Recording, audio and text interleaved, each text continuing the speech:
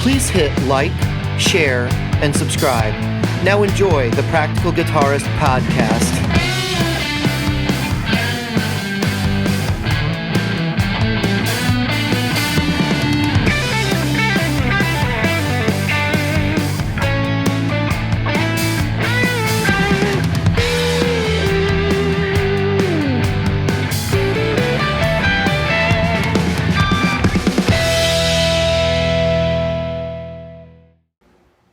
Good evening, Jim. Good evening, David. How many new things do you have to share tonight? We're gonna fly right through this episode. Jim's having an allergy night, so we're gonna try to get through this as quickly as possible. So I got some new stuff. So first, I got this. Okay. Oh yeah. Yeah. So this came nice. You haven't even taken the plastic off yet. I am not taking the plastic off until I guarantee I'm keeping it. Yeah, good idea. So I've been going back and forth on this thing. I got it and I played with it the first night I had it, and I was so frustrated I want to throw it against the wall. And it's not because I don't know how to program it. I use Helix Native. It's just because I was trying to get tones together so I could go to an open mic the next night, which will be talked about in the gig report, but in very minute detail, because there are two gigs. I want to talk about one of them more than the other one. They're not really gigs. It's just, things I went to. But I want to talk about one more than the other one because it was more fun and interesting and dramatic, whereas the other one was kind of like not something that actually happened. So anyway, I bought the HX Stomp. I got it home. I started programming it, and I just was banging my head against the wall with these tones and was not happy. And I went to bed pissed off and thinking, I'm just going to return this thing and I'll get the Cab M. And when I went to go the next morning, I was like, I'm going to give it another shot. I sat down. I dialed in a new tone that I thought sounded better, and I was kind of going in and out throughout the day, like coming in and going and then coming back and playing some more. And what I was realizing was I didn't really like the new tone I dialed in that I thought I did the morning, but I liked the tone from the day before that I spent 4 hours on and was pissed off because it didn't sound good. So whatever, it's just my ears are being really fickle, and I was just not happy. It's good. This device is going to have a multitude of uses. Before anybody starts calling me out and goes, you're done with digital. You just saw you had this already, and then you had the camera. So I had the Helix, the big guy, right? Yeah. I sold it. Since then, a lot of software changes have happened. The new software came out. Helix Native has been updated. I've been playing around with that on the side. There was a time period where Helix Native wasn't even working for me. And so they've patched all that. And a couple weeks ago, I think I'd revealed on the show that I actually was liking Helix Native. And so I started looking at the in and out options. You can see this has got stereo ins and outs. Okay. Yep. Expression pedal 1 and 2. So you can have 2 expression pedals or foot switches. It's very flexible that way. You've got a stereo send, stereo returns. Okay. And we're going to get to that in a second. And this is huge. MIDI in and out. When this product debuted, it did not send MIDI messages out. Yeah. Okay. It did not. It does now. It does now. And it was certain messages that it wouldn't send out. So now I can do patch changes. I can do continuous controllers. I'm pretty sure I can do pretty much the full range of MIDI implementation. I haven't dug super deep into that, but I'm going to do that soon. There were amps it would not work with before. Because I need to be totally sure I'm keeping this guy. So I need to look at that soon. That's going to be a thing that's going to happen in the next probably week or so. But here's the idea. So for all these people buying ES8s and buying the controller that the guy from that pedal show makes, those products are great and they're fantastic, but only one of the products on the market really does everything I want it to, and that's the MS3. But it's not as flexible, and it doesn't have the sound quality that the HX Stomp does. Now, the HX Stomp won't do the switching on and off for my dirt pedals, but I can buy a MIDI switcher that'll do that. And just run a MIDI cable and use this to send connection messages to make that all happen. I can even take the beat clock from my Beat Buddy via MIDI and plug that into here and use that to set my tap tempo.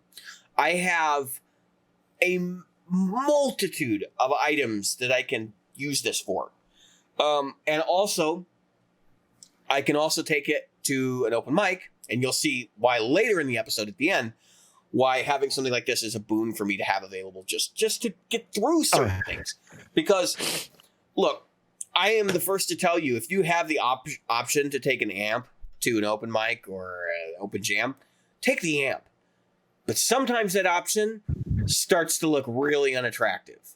And I think we're going to talk about that at the end of this episode. I think it's going to be a central walking away with point where people are like, I never thought that could happen, but it did. Okay. Yeah. So, I know what you're stick going around to say. stick around to the Jim knows I'm going to tell the story the way it happened. Okay. Yeah. And of course, there's 3 versions of everything: mine, theirs, and the truth. I'm sure the audience will know the truth. Okay.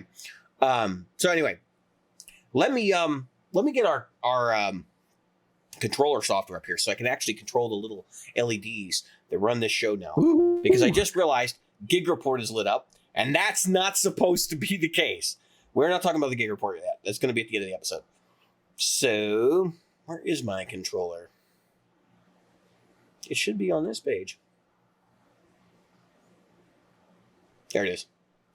All right, let's take us back to title LED. So, that was what's new. All right, Jim, you got a what's new? Do you have anything you'd like to talk about? Yeah. So I have more too. So just go ahead first. You go ahead first. I got more at the end. That's okay. I'm kind of talking about what I already have, but something I found out with it. So I was using the Kemper, and I got the Mission pedal for it. Right, the expression. And I'm happy with that. Don't get me wrong. And so it has a switch, and it has the toe switch, the infamous toe switch on those guys. It's not the most. It's not something that you can count on. I don't think. I'm not, because I don't really feel it. So I've actually gone back to my wah pedal. But I'll tell you, there's a bigger reason I went back to wah. So you can't toe switch like morph and wah. So if I toe switch, it's either volume and morph, or I could do but wah is a morph. So they see wah as a morph. They don't see wah as a wah. It's not as an expression pedal. So it's not switching the function of the expression pedal when you hit the toe switch. It goes morph, but the morph is the wah. Right. So you can't like morph. So those who don't know what morph is, it allows me to go like I can increase or decrease the amount of delay or whatever. In other words, I'm using the expression pedal to change variables, one or more, within the rig that I'm using at that selection. But if I morph, I cannot wah, because wah is a morph. It's seeing that as a change in the expression. Correct. So I was like, okay, I don't care, because I like my expression pedal much, or I mean my wah pedal much more anyway. So you know what? I figured that's what you were going to say, because I was not a big fan of the wah on the Kemper. But I'll tell you, I kept trying, and I was like, I don't hate the wah, but yes, I do. So anyway, I love the way that I can change the gain, which I was really satisfied. And you can change the volume. You can do a lot of things. So it comes in handy. And morphing, to me, is more important than wah, because I use wah so little, what I would do with the morph. And so the thing that I did was that. Now I have another bag, because I don't want to put both of the pedals in that one bag. So I have another small bag that I put my morph and wah. And you only take the wah when you need it. You don't need it on every gig. I mean, but no one, and I got to put a video together of this, because no one talks about it. No one. You might. So there's no videos. You might actually go and ask in a Kemper users group about this before you post the video, because that's where, especially the one that I can send it to you. There's one where HW hangs out. I'm one with HW, and I could have asked, but what I wanted to do was see if somebody had a video, and I looked for morph and wah. You're not going to find that. And the things, I found it in here of all friggin' places. Mm-hmm. The instruction manual, but not this instruction manual. I had to go online. Yeah, the current one, because the one you get's always out of date. As thick as this is, it's only like 8 pages that's useful, because unless I Yeah. want to read it in German or Yeah, French, their manual is like, why did I even bother? Spanish, Espanol. So anyway, so I found that out, and it was frustrating, but it was helpful. I like having to search through that crap because then I say crap and as if it's You a might negative learn thing. something else as you're looking through it. Right. And I learned so much about morphing and so much about what I could do with it. And what I was like, wow, this is so cool. Don't And get too at addicted first because you'll never be able to live without it. I was ready to throw that pedal right back to Sweetwater. I was like, this pedal. And then I said, no, now I really like it. Yeah, I really no, like it. And I honestly think that's the best case for having two expression pedals yep. with the Kemper. And then the other thing is if you get the optical or the expression pedal that has the spring, it's spring loaded, step Yep. on it, your wah comes on. You don't have to switch There to you go. anything. And Yep. and then you have two expression pedals, but at the end of the day, it's like this is the way it was designed, you know. Yeah. So that's Yep. my thought. Definitely a big plus to me. It was like having a new Kemper. It really was. It was like I added a Kemper to the Kemper. And Yeah. I'm finding so many things that you could do with the buttons. You know, I know that a lot of systems allow you to control more than one thing Right. to The Helix does that, but with buttons, but the to be ability able to turn fade on off between them. and to time the fading. So you can say, you know what, Yeah. I want 4 seconds of fade here, or I want 2.5 seconds. You can literally sit down and go, okay, during this song, I usually fade in, fade out this thing. And so there is one where I fade in a flanger and I fade the flanger back out, and it's just a touch of the morph. I love that Yeah. about it, and so learning so much about it, enjoying it to the max. So there you go. All right. I'm ready to share my last what's new. Sure. So I bought the HX Stomp, right? And I started realizing, well, this thing has a 3 amp power supply, which by the way, look at this fucking thing. I know. I am not afraid to say fucking with this. Look at this thing. Are you serious, guys? I know. And that's what they give you with the big one too. What year is that? No, so the big one, no. The that's right. Has the big one an has the IEC regular mains cable because right. this is inside the unit. But right. come on, guys. What the hell? I mean, so put it at least in the line. Who has that much space at the damn? All right. So take a guess how many amps this is. Hold on. Let me take a guess. I'm not Googling anything, Buzz. 1 moment. Amps or milliamps? Shut up, Siri. Yeah, amps or milliamps? Milliamps. Okay, milliamps. Because it's just amps. 750. No. This is 3,000 milliamps. I was gonna guess 3 amps. 3 amps. Jeez. Okay. Now, take a guess how much the HX Stomp actually uses. 600. Am I close? The HX Stomp actually uses 1,000 to boot. So around 1,000 when it boots. After it's in consistent operation, it uses between 800 and 900 milliamps, all the way up to 1,000, depending on what you're doing with it. Okay. All right, this is your typical one spot, right? We're all familiar with these. We've all seen these horrible, awful things. Yes, I own one.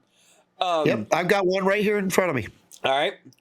Take a guess how many my milliamps this is. You might know this because almost everybody's had one of these at some point. 3,000. 1,700 milliamps. This will power the HX Stomp. Yep. Why on God's green earth, and I did not buy this to power the HX Stomp, why on God's green earth are we dealing with this? Would somebody, line 6, please comment. Explain to me why this is a thing. Okay? Explain to me why that is a thing. Now, that is what it is. So I realize I can't run taken the plastic off yet. I can't run that off my Pedal Power 2 Plus. My Pedal Power 2 Plus. Okay, so when was the Pedal Power 2 Plus come into fruition? Probably in the mid 2000s. Okay, so it's like one of the first power supply products for boards that was actually decent. There was the Pedal Power 2, and then a few years later, the 2 Plus came out, which offered some additional options. Now, of course, there are many options in the field now, but they're still kind of the industry standard. Some people still like them. I still have a 2 Plus. I've actually owned 2 of the things. And I also owned a Pedal Power X8 or something, some other product that they made. Yep. And I used to daisy chain those things. So I would use the courtesy out to power the next one in the chain. And I used to use 2 of them on my board because I needed more power outlets because I was insane and had like 15 pedals on my board. That's okay, right? I don't do that anymore. And I've been sitting on that Pedal Power 2 Plus that I've been using for like a year or 2 now. Oh, longer than that. Yep. Since I bought the, since I did the Fuzz Fax thing and I did the Jim Dunlop mini Fuzz Face video, like eons ago when this show started. Yep. I bought one because I needed a power supply for the show. All right, so herein lies the new item for purchase today, which was kind of a whimsical purchase. I will cover up the price. I'm pretty sure I know what it is. Okay, go ahead. I bought Yep. the Pedal Power 3 Plus. It had to happen. I needed it anyway.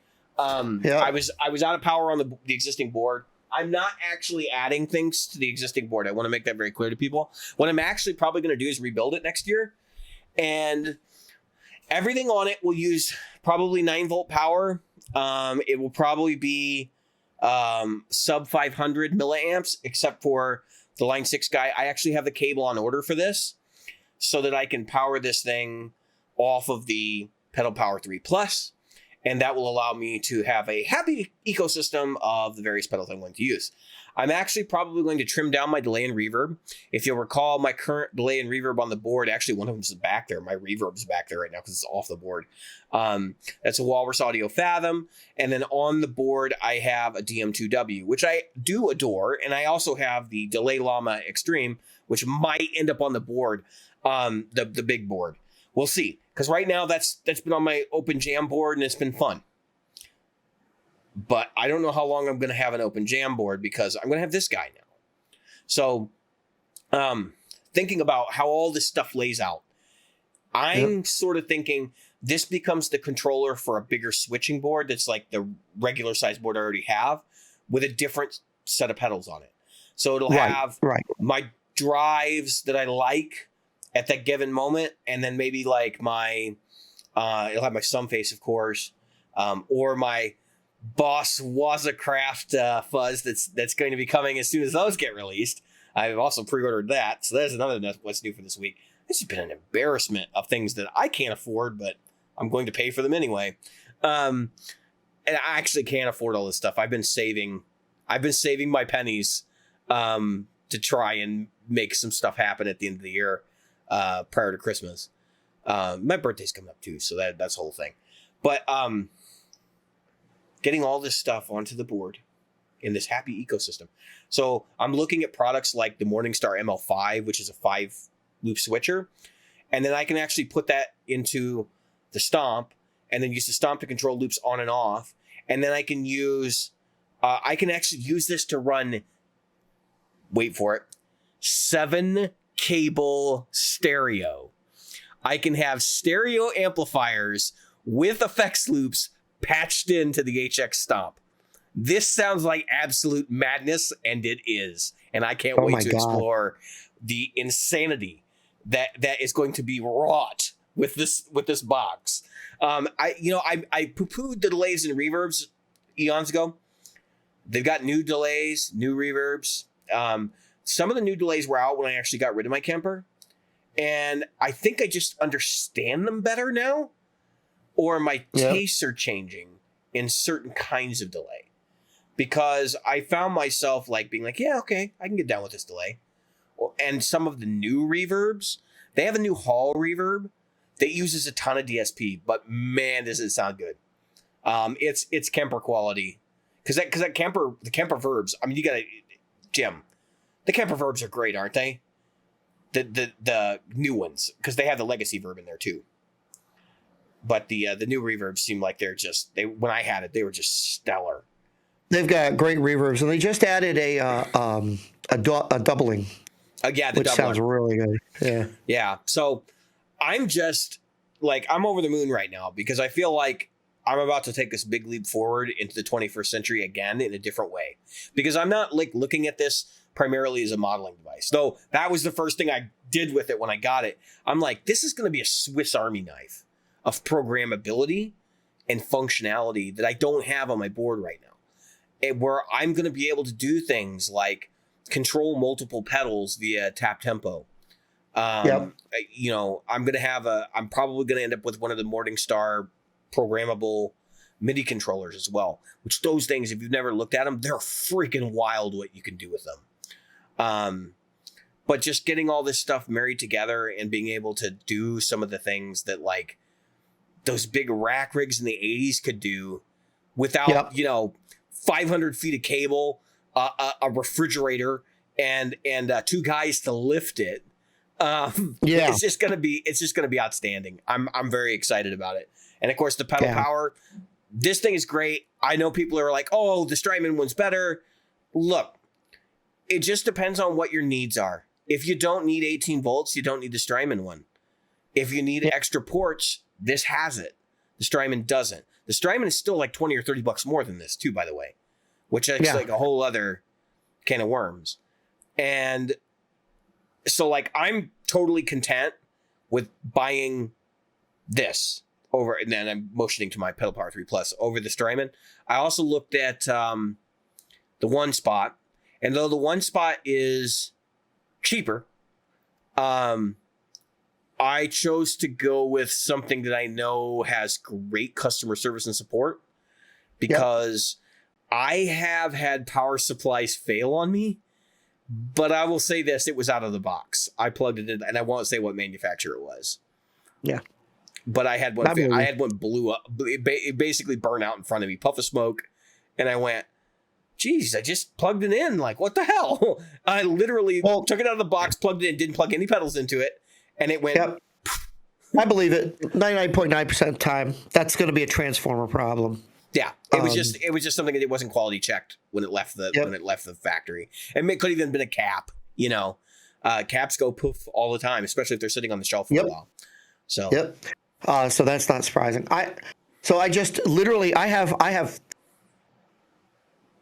3 pedal powers, and I just ordered a One Spot. So there you go.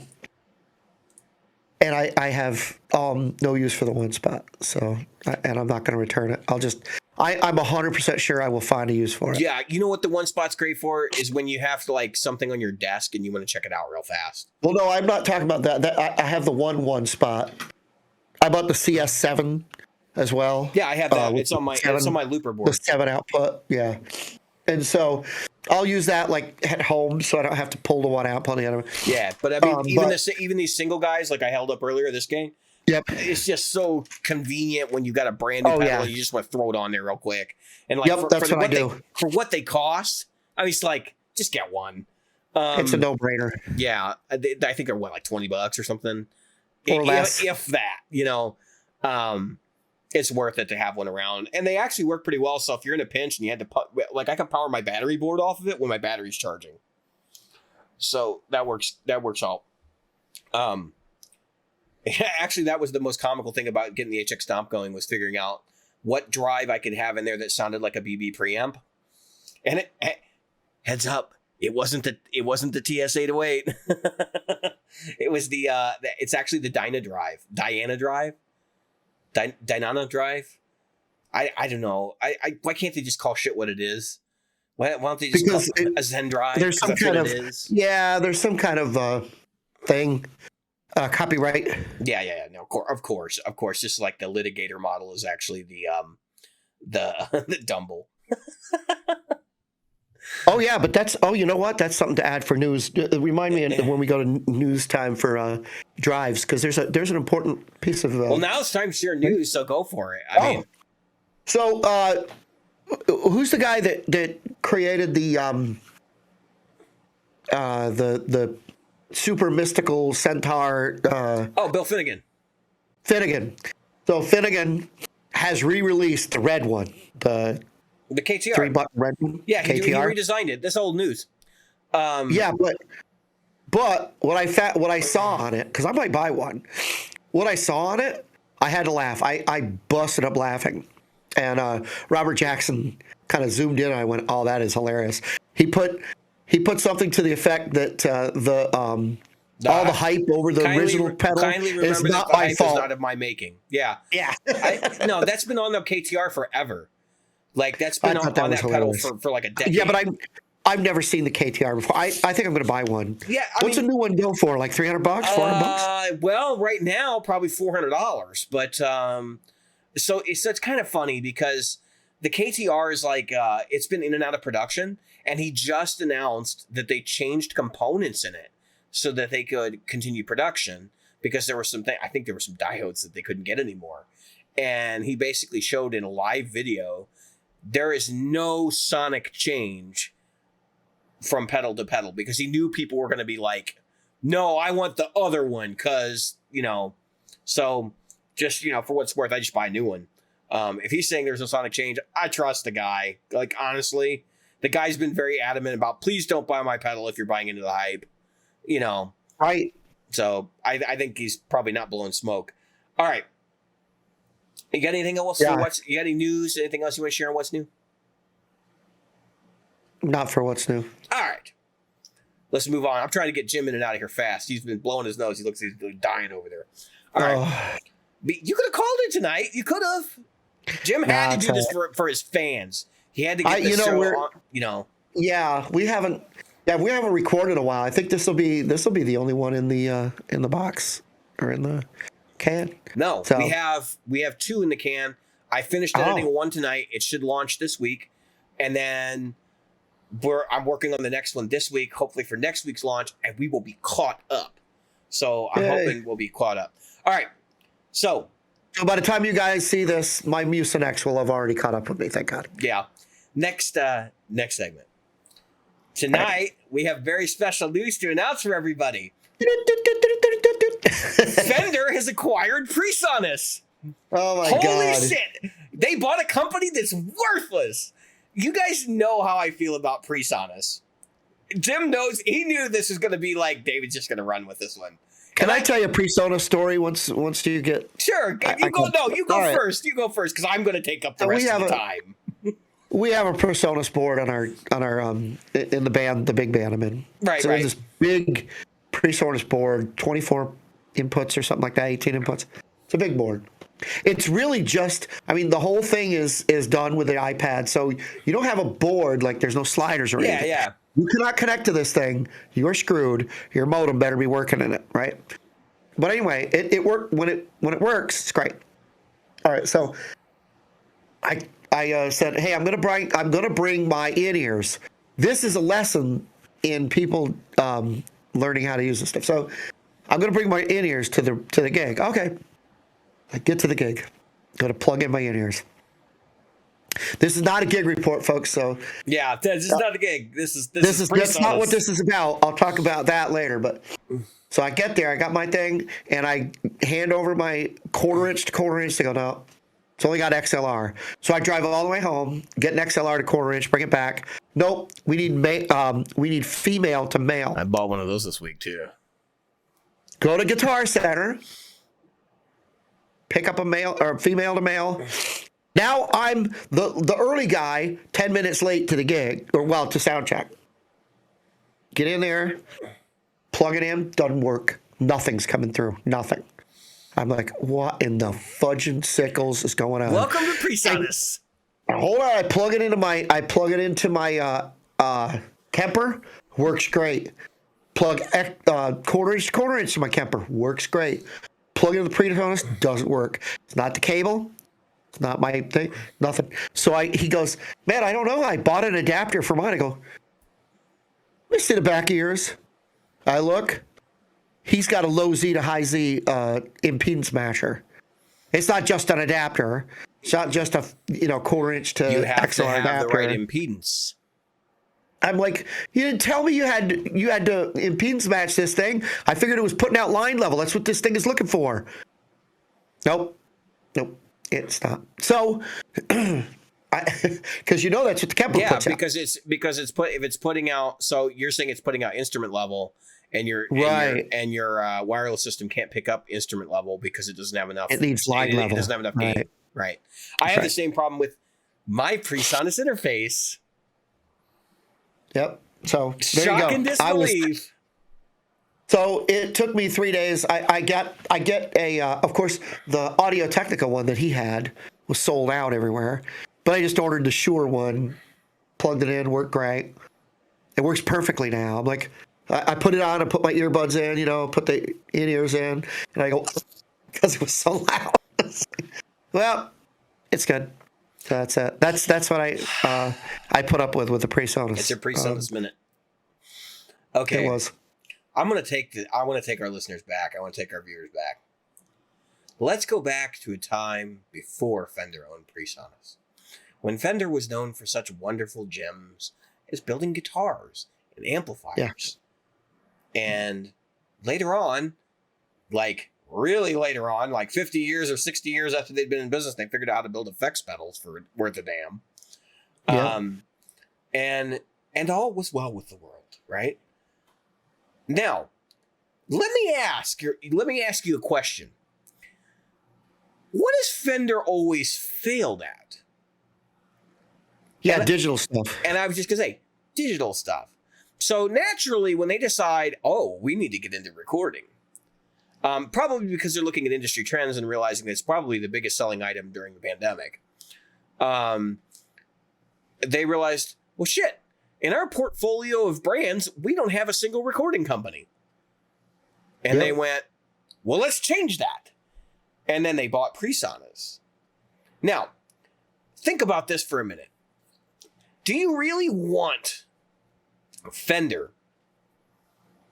I'm saying this multiple times because I want you to really think about the brand here.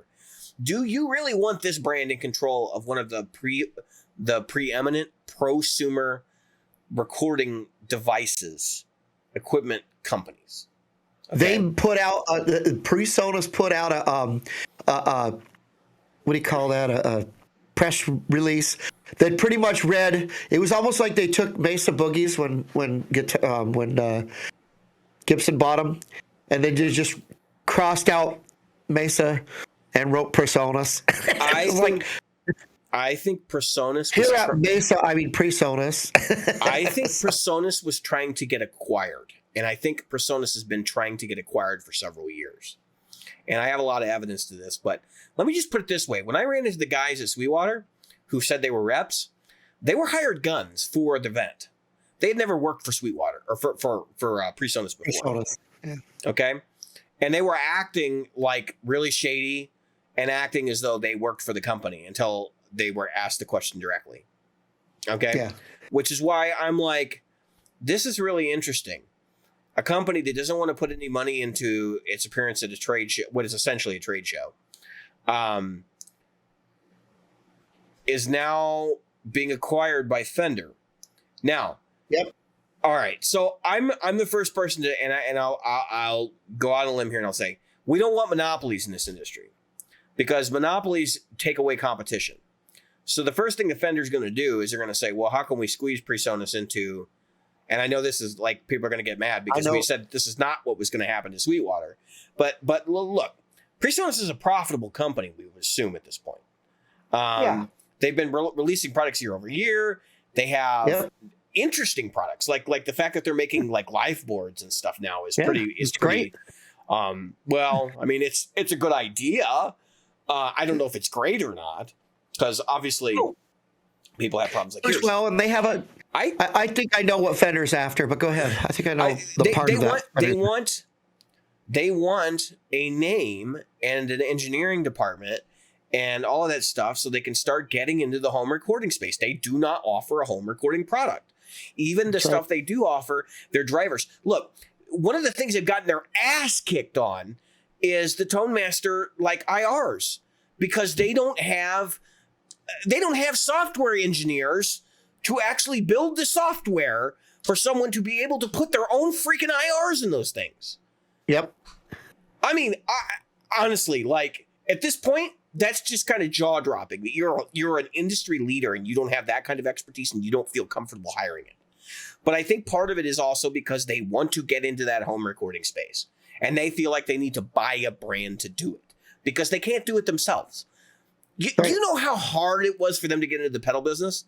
They had a failed line right before the line that actually succeeded. Like if anybody doesn't remember that.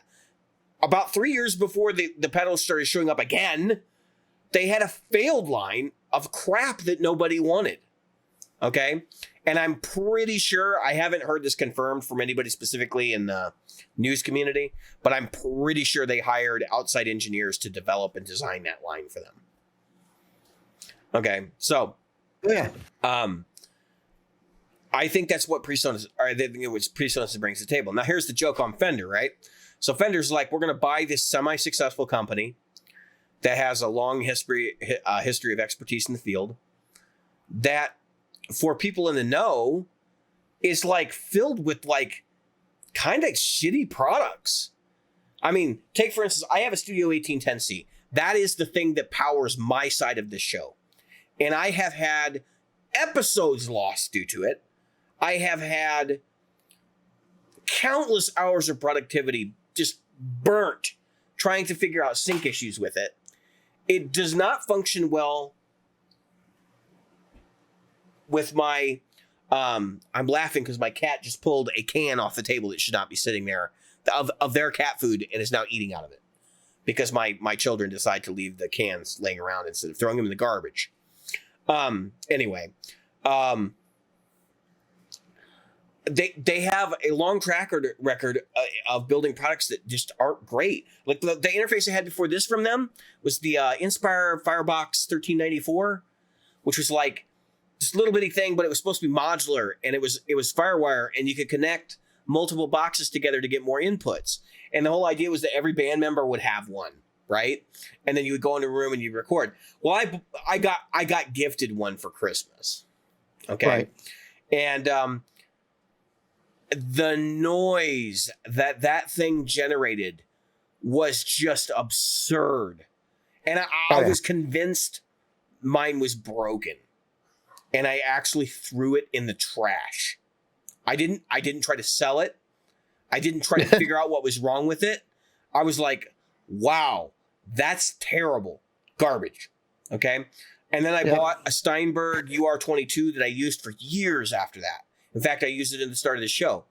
And then I bought this guy, and it's like, I was told, oh, the drivers are better now. They fixed a lot of problems. It doesn't have the problems with interference, but holy shit, does it have every other problem you could possibly imagine. I mean, the drivers are stable. They work great. No, they don't.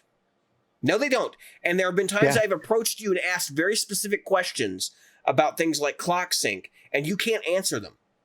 Yeah. And then slowly you're like, there isn't an issue. We're going to cancel this ticket. And then like 2 weeks later, there's an update that addresses the issue. Yeah, right. Which tells me right there, you don't want to admit that your drivers suck and that you need end user feedback to tell you what the hell is wrong with them. Where are you getting your people to help you develop this shit? And I've actually had conversations with a couple of audio hardware engineers who design this kind of stuff. And they're like, yeah, it's sort of a known thing that a lot of their stuff is not great. So anyway, if you have love for Presonus, hopefully their product gets better. But I don't have anything in this deal to suggest that Presonus is going to like right the ship. And I know there are people that I listen to the show. There are friends of mine that actually have Presonus products they actually like. So I don't think everything is this bad. But I think that like they have a lot of misses. Another thing that I noticed about my particular interface, which is actually true of the entire line, it has four inputs on the front, and it has 4 inputs in the back, and they're line level inputs in the back. So when I talked to the engineer at GearFest, I said all of the control, which there's 6 knobs on the front, all of the control for the various inputs is in the front, correct? Because I'm looking for gain controls. Right. And the guy says, no, actually the two, he knew this. He said the 4 knobs on the front control the gain levels of the 4 microphone XLR, combo jacks. Yeah. And he said the two jacks inside are for headphone. And he said the line ins in the back are they're configured so they can be stereo or mono, and it's software gain. So you can go in and you can adjust the gain in the software. Guess what you can't do? Adjust the gain in the software. Yeah, which means that they are like they're not really a flexible line in, okay? Which means that you can't adjust from like consumer line level to pro audio line level, or you can't take like a pedal and plug it in and then, just take a direct off of that because it's way too low in signal level. It's the same thing you were dealing with. It has to be the proper signal level in order for this thing to work properly. Now, I look, I've been around long enough to know that companies do this. Yep. They do put line level without any sort of gain adjustment. Usually it's customary that, like, on a higher end first, you'll see a pad. That kind of thing. So you can take line level down to consumer or vice versa. They might have a line boost or something, but you won't normally get a gain control per se, which is why I asked the guy at GearFest. I said, does this thing have gain control for the external outputs or the inputs on the back? Yeah, it's in the software. No, it's not. No, it's not. It doesn't exist in the software. The only thing the software does is controls your zero latency monitor mix. The actual driver for the software, all it actually does outside of that, anything that you would actually need for recording is basically your sample rate, your clock source, your block size, and then your input format, whether you're doing 18 channel or 8 channel, right? And loop back. That's it. The actual software that comes with this thing that looks like a mixer is only strictly for monitoring. Okay? So in terms of, if you plan to do any sort of actual mixing with the interface itself, forget it. Just forget it. Right. It's not going to work that way. Right. And I'm just like, guys, when you buy a $400, $450 or $500 interface, you expect to be able to do some rudimentary routing before you touch the console, like the DAW, right? Like, I would want to be able to sum to stereo and say these two. No, instead, this is how stupid it is. So this is why we've lost episodes because of this. It has 4 inputs. All right. 1 right, 2 left. 3 right, 4 left. Right. That's the way they assigned it. So in Windows, in their infinite wisdom, they decided to make it just like that for the Windows driver. So you can only have stereo pairs. So if I'm recording something on channel 4 and I didn't explicitly define channel 1, set it to mono and pan it hard right or hard left in OBS, guess what? I'm not getting any audio. And that's happened to us before on this show. Okay? Which is like, that shouldn't even be a thing. That shouldn't even be a thing. Like, they're like, the ACO driver doesn't do that. I get it, but you're assuming that everybody uses your product is going to be using the ACO driver. And that's just ridiculous in a day of age where OBS is one of the dominant uses for your product. Even UAD has made improvements to their product to make it more cross-functional with things like that. There's something, their name escapes me right now.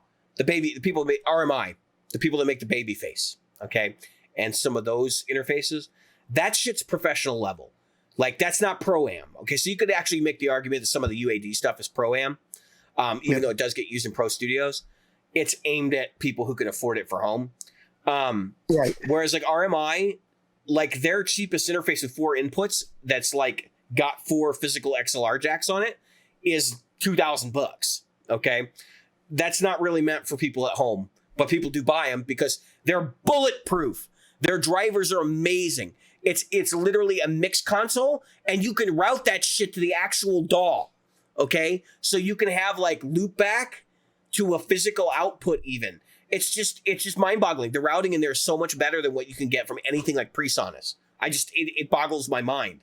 And here I am dicking around with this piece of junk when I could have bought that, or I could have bought a UAD, right? And so now Fender's buying this and they're thinking, oh man, we're getting a preeminent company. No, you're not.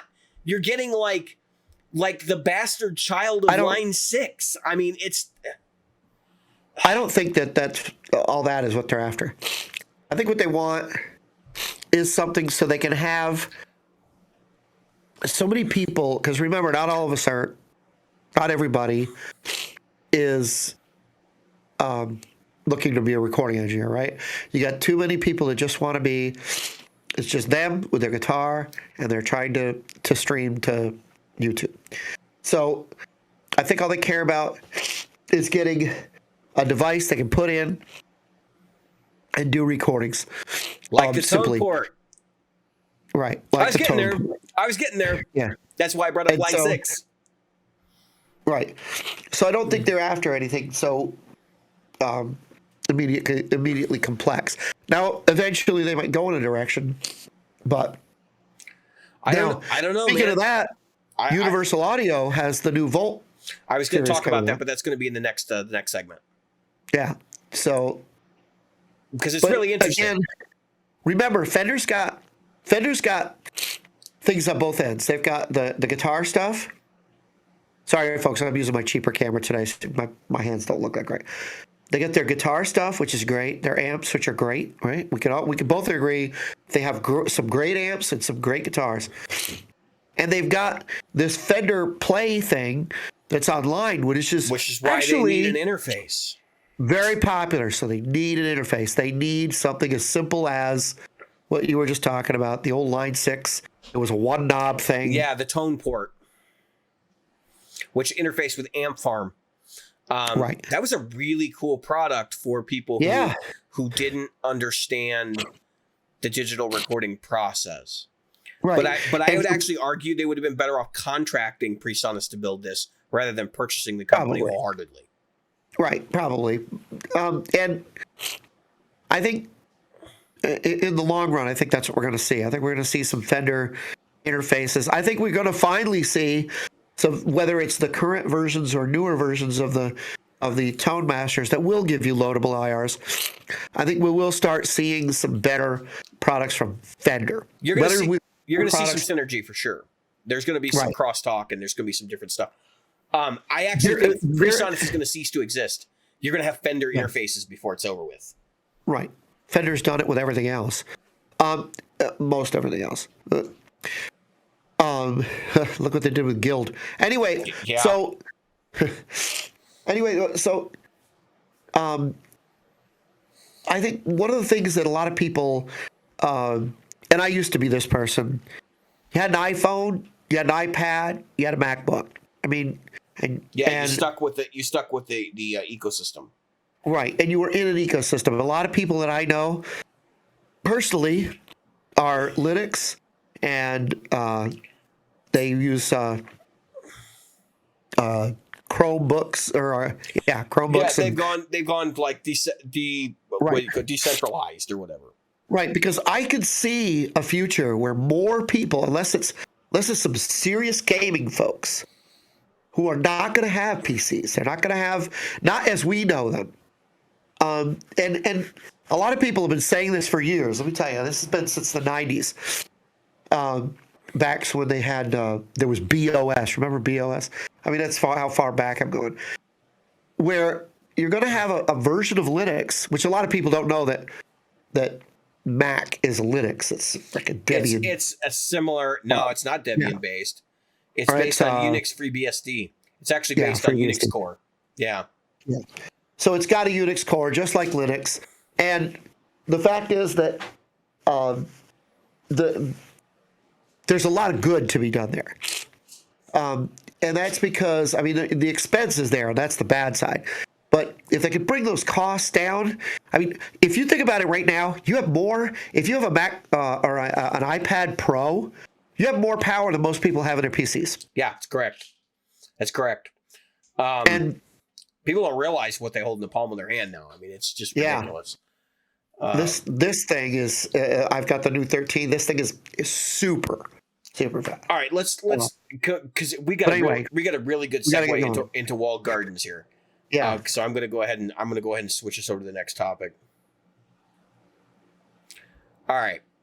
So we're going to talk about walled gardens. So continuing on from our conversation about Fender and Presonus, and we're talking about you were mentioning products that were like tightly integrated with one another, and that's why people all had all the Mac stuff all at once, and or they'd have all the Windows stuff all at once, which I did that for a while. I've done both. Yep, actually. I did the Windows Phone. Yeah, same. I've done both, and there are advantages to it. But the problem is we live in a software as a service world, right? Right. And so you see this decentralization happening everywhere, where you can log in on Twitter with your Facebook account and like It's getting to the point where this is going to start crossing over to the audio world. So right now, I can point at a couple of walled gardens, and I actually have a really interesting discussion for the end of this. But I think talking about the proprietary nature of it's probably a good way to start. We can talk about the fact that as things are decentralized, you need connection protocols and stuff that are going to work. So like there's a couple of companies in our field specifically who are notorious for creating products that only talk to themselves. One example is a product actually I really like, which is 2 Notes. So their IR technology is a proprietary format, and it is actually different than typical convolution IRs. There's a term for it, but they basically say that the way they measure things is slightly different, and the way that they use those measurements is different. Kemper is a proprietary walled garden format. The KIPR format is not usable by any other product, although it has been reverse engineered, but it's not. It's patently protected. Okay. And we've had conversations about whether we thought Quad Cortex was violating the patent. It's a possibility they might be, whatever. Another classic example is UAD, who has an entire ecosystem of plugins that are considered to be world-class, amazing, top-of-the-line, best-of-their-kind plugins that only run on their DSP processors in their products. Now, here's where things get interesting. UAD has been facing dramatic criticism for this over the past few years because the prices on their products are frickin' astronomical. Have you looked at a UAD? So like a UAD Apollo Twin is like a $700 interface with, technology from 10 years ago already in it. And people are still paying $700 for these things so they could buy into a walled garden of plugins, which just seems maddening to me. Where you could go and you could get a Slate digital audio subscription and have access to all of the Slate plugins they put out, which are all good, by the way, from what I've heard from others, for like $20 a month. Why would you buy a $700 interface when you could just rent the plugins you need during the time you're using them? And have them up to date and have them modified, and all the new plugins just go into your account. Like, why would you do anything other than that? So because UAD offers something that a lot of people didn't realize, which is it has those little processors in it, those DSP chips, that allow you to run it on the shittiest Macs on earth. Because you can take a crappy MacBook and not use the processor inside of it at all for DSP. You can offload it onto that UAD thing. That's why they got popular. Like, I don't know why people think it's because of now it's because, the plugins are so amazing. Well, the plugins are great. They're just as good as any other DSP plugin you can get anywhere else. They only run on their hardware, but if you run those plugins, they don't run on your CPU. Okay? Now you're starting to see the juxtaposition here. They have a walled garden, but the walled garden is a necessity because it allows them to do something that no one else is doing. All right. So it's a little bit different in UAD's case. I give them kind of a pass because I'm like, as much as I hate the idea of being locked into their stuff, they've at least made it possible for you to not use their interfaces and still buy satellites that run their plugins because they realize that at some point you might outgrow their interface. And you might have to go over to Pro Tool, some sort of Pro Tool system, or you might even, God forbid, go into a studio that is not UAD compatible and bring your satellites with you. Okay, that's right. So that's all fine and good. That's UAD, right? Now here's where UAD gets fun. They just released consumer interfaces that don't have the DSP in them, and they're actually attractively priced. Yeah, I have 189 for the one that's pretty much a Focusrite 2i2. Yeah. The Focusrite 2i2 is 169. All the way up to 450 or something, yeah. 450. And I looked at these today. Actually, I looked at video reviews of these today, which is really great. We brought this topic up because I'm like, yeah, I know enough about this to talk about it. So actually, what they've done is they've taken some of their DSP products and bake it into the hardware so that you can use their compression. You can use their famous Neve. It's basically the 1176 compressor and the the Neve vintage. I don't know what channel strip input it is. It's probably similar. Yep, that starts at the $250 model. And you know what? You're gonna be. They sound pretty damn good. Yeah, I gotta admit, I heard some guys doing some vocals with them, and I was like, okay, you know. But that said, like, would you buy this or would you buy the audio? You know, the Arrow or the any of the other interfaces they make? And I think that really comes down to: are you a producer or are you just looking to track your own stuff? right. So that's part of the conversation there. But this is a product aimed at consumers, and I think it's almost them sort of insinuating, look, we understand that the walled garden is not where everybody wants to be, right. and we're going to make an effort to get out of the walled garden. Right. Now, I don't know if I spelled. I'm looking at I just glanced over. I don't know if I spelled Esteban's name right. We're going to talk about Esteban in this episode. So if you're listening to the walled garden segment, please come back because that's going to be a fun one. Anyway, so here's the rabbit hole I really wanted to talk about, though. As much as these walled gardens exist and they can be bad for consumers, and in some cases, like you got Line 6 where they had their, what they call it, the Line 6 Ultimate Rig or whatever, where you would use the Line 6 PA speakers along with the Line 6 amplifiers and the Line 6 floor Helix, or no, it wasn't Helix, it was the Pod HD 500 Pro or whatever. And then they would all work together in this harmony, this like ecosystem of everything to talk. And you know what happened? Nobody bought it. Yep. Because there's just so much crap in that ecosystem that you had to get the ultimate rig. And it was almost like, you don't understand guitarists. So we want to buy pedals from Boss and TC Electronic and get all this different stuff into one place. Even the Helix, the biggest failure the Helix has is it can't be all things to all people. Where the hell is my Lone Star cab? Like, it's, I gotta have my stuff in here. Why is there no Fillmore 50 in the HX Top? You can't be all things to all folks. And so when you try to do that, people lose their ability to decentralize and find the things they actually need to make music. Yep. Now, this is the rabbit hole that I went down this evening that I thought was rather entertaining.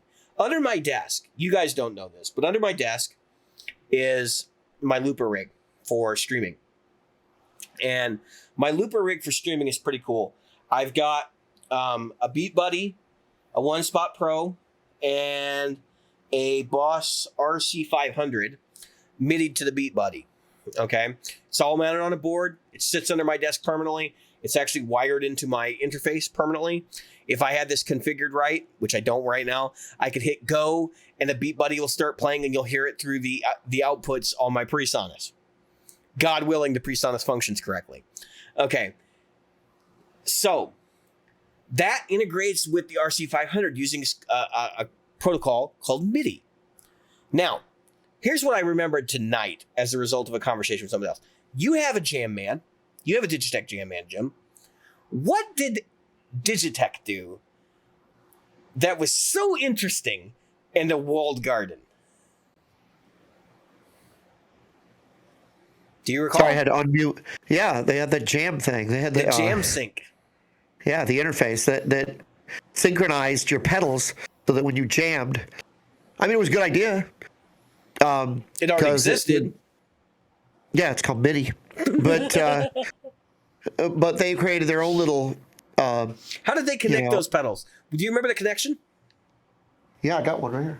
No, I mean, do you remember the actual the connector? Like, oh no, I don't have one. All right, so the cables and connectors they chose to use were auxiliary headphone style connectors. Oh yeah. Instead of a MIDI plug. And they didn't communicate using MIDI. So I hypothesize they used the headphone jack because they didn't want people to think it was MIDI. You know what I think? Of course I haven't tried it. I think it was because, believe it or not, I think they used just good old fashioned audio modem type stuff. I Because looked when you into think I about it, looked into it this evening. what is it? It uses SysEx messages. So Okay, it is actually sending MIDI data, but it is not a standard MIDI implementation in any way. And some guys actually wrote, some guys and gals, from freestompboxes.org wrote a Arduino software that could convert MIDI and could convert MIDI beat clock over to JamSync. And I think they could go the other way too. But what they had to do was reverse engineer it because there's no engineering documents on JamSync. It was totally proprietary technology they came up with. And It's still going to be ones and zeros. So just kind of listening, because I know enough about programming that I could probably actually go compile this and use this product. But I was looking at it, I'm like reading through the documentation, these chatter between the people that were actually developing it and working on it together. And I was kind of like, it was like low tech. What's the software everybody uses to do all their software projects? I can't even remember the GitHub. It's kind of like low tech GitHub, but the conversation was basically like they use SysEx transmissions, and they sort of tried to hide them. They used, I think they communicated over the shield of the TRS or something like that. It was like pin 5 or something. It was some weird implementation, which was non-standard. So actually people were having problems picking up on the communication language because they couldn't find the pin out. They were actually listening to the wrong pin. And then it was like, oh, okay, now I get it. And then what happened was, as I'm following through this conversation, it became very clear that they weren't even transmitting the data that MIDI would have used. They were using like the bare minimum of stuff to communicate between loopers. So it was basically loop on, loop off, like loop end, loop start. And that was how they were syncing everything. Instead of like in the MIDI world where you would say, tempo, here's the clock, beat, beat, beat, beat. And then they would send over like a time signature information so that you could go, tick, tock, tock, tock, tick, tock, tock, tock. And they're not doing that. Okay. They're doing some other erroneous version of that. And it was almost like they stripped out information from it because it was like the programmers didn't want to send anything they didn't need. Well, I was going to say they just sent the bare bones, and that makes sense. Like I said, because they're using an audio cable, it's highly likely they're just literally sending.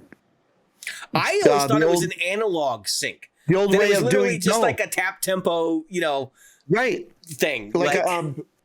Okay, so the first people that the first real big hack was the Captain Crunch thing, remember? And so what they did was they were stealing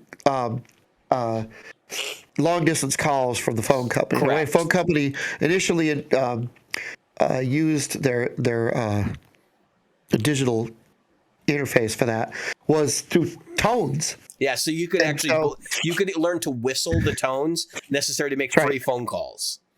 That's right. Now, they got better at it. It was faster. I mean, obviously the bauds and the modems and everything that got but to be honest with you, with something like that, because you don't need it to be that fast, it doesn't need to be like that. It just needs to have timing. That is literally like this thing right in front of us here, okay? It would amaze and shock most people to see how simplistic the code for these used to be. It's certainly got bigger, but the old ASCII code wasn't that hard. You could memorize it in a minute. If you had a little logic and time. But my point is, it doesn't have to go that fast. When I hit a K, the old days, if I want a K to appear on the screen, you didn't care if it was 1 millisecond or 40 milliseconds or 100 milliseconds. As long as it was there in an amount of time that you could type away. And I used to have software where I typed so fast, I could see it lag. You would wait for it to lag, and actually still have that happen now. Yeah, me too. Because the software itself doesn't care. It's the way that the I/O is generated with it. Well, I could honestly see where they didn't want to deal with MIDI because they didn't want all that overhead. All they wanted was that. So here's So here's the All interesting you thing. want. I saw a video. This is actually how I got into this, and why I was reading up on it. Streamer friend, who goes by the name of he's on Twitch. I'm actually going to look him up if I can while we're talking. A streamer friend has a channel where, let's see, make sure I can mute the site before I do anything. A Pile of Pedals. That's the name of his channel. Okay. Did I actually freeze? No, I don't think I did. I think. All right, hang on 1 second. Let me re-enable my camera here. Turn off camera. Turn on camera. Okay. There you go. And it still does not appear to be working. Let me try one more thing. Ah, there we go. I have problems when I switch between things, so it's just part of the magic of the show. The magic. It's the magic part that gets flushed down the toilet. So this guy's name is A Pile of Pedals.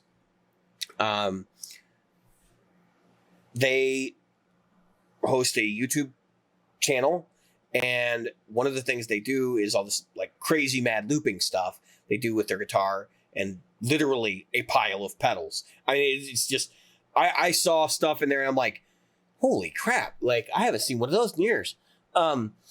But he's got that. They have a pile of looper boxes in this video that they sent me, where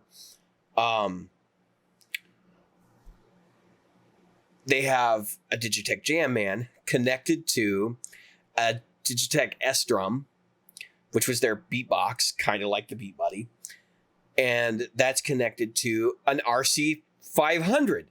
And my initial thought, I saw this and I go, how did you connect those? Because if you run a headphone jack from one to the other and then a headphone jack from one to the other, the bus doesn't communicate in the same way. And it doesn't. And they were having problems with it, and which is actually why they reached out to me, because they were like, well, you use the Beat Buddy in this, how's that work? So that's why I was like, wait a minute.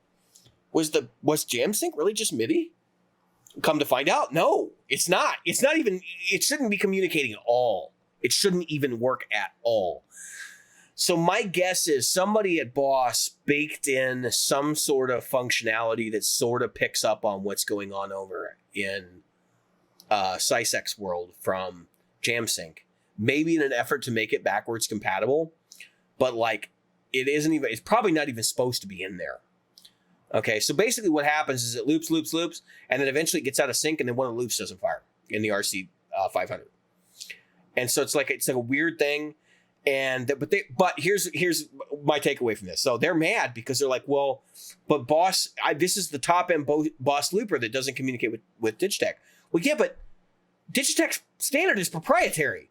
Like, it's not a standard that anybody else in the industry adopted. All of the pedals that use JamSync came from Digitech. So my attitude was kind of like, maybe it's time for you not to invest in Digitech products anymore, since they basically have gone belly up as a result of their acquisition by Samsung. If you didn't know, Harman Audio bought Samsung, or Harman Audio was bought by Samsung. Samsung basically shut down DoD, and they are believed to be sort of tinkering on the shutdown of Digitech, which has lasted quite a long time. I think as long as people continue to buy whammy pedals, they will still produce whammies. And I think that's basically what it's down. Really the only thing that's alive right now, right? Yeah, you can still find some new old stock like S drums and stuff like that. I think their cab emulator is still around. I think there's a couple of pedals you can still get. They're not, the things you would think is like being the most desirable products, but they're you can still find stuff if you look. So I don't know. Walled gardens, this is a classic example though, right? So like if you invested and you had the S Drum and the Digitech Trio and the Digitech Trio Plus and a couple of Jam Man loopers of various types, and suddenly like one of those pedals breaks because Digitech has gone belly up, you're on the negative side of a walled garden, because now you're like, well, shit, I can't get that functionality back.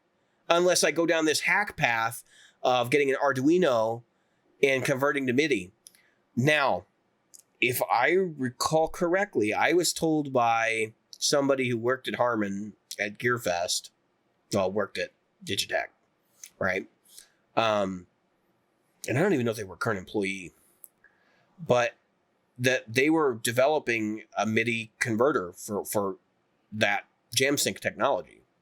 There was an idea. They at least realized, yeah, this is something we probably need to do because people want to be able to integrate with the wider world, and that they could profit off of that. Okay, so let's just stop and think about that for a minute. We want to be open, and we want to include these other wonderful products with a connection standard that has existed for 30 years. But in order for us to make that happen, because by the way, MIDI was ratified in 1982 and it's been perfectly adequate to do this for most of its life.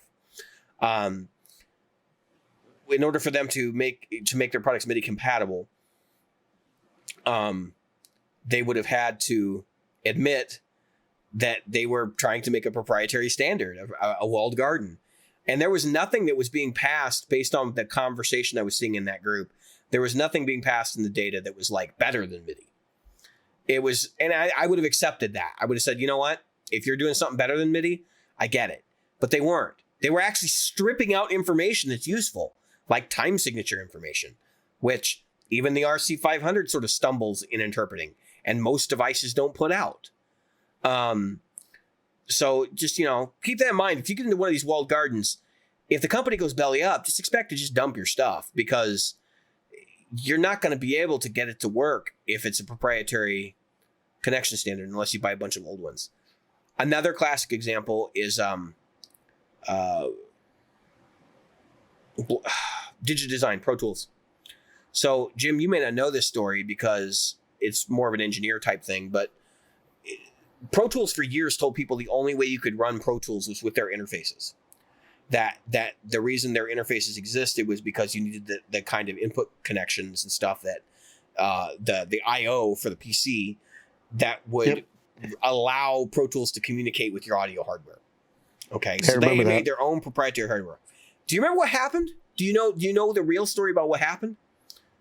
No. So I think it was like Pro Tools 10 or something, and of course they were selling their prosumer ones at that point, and they were also selling their Pro line, which was very expensive.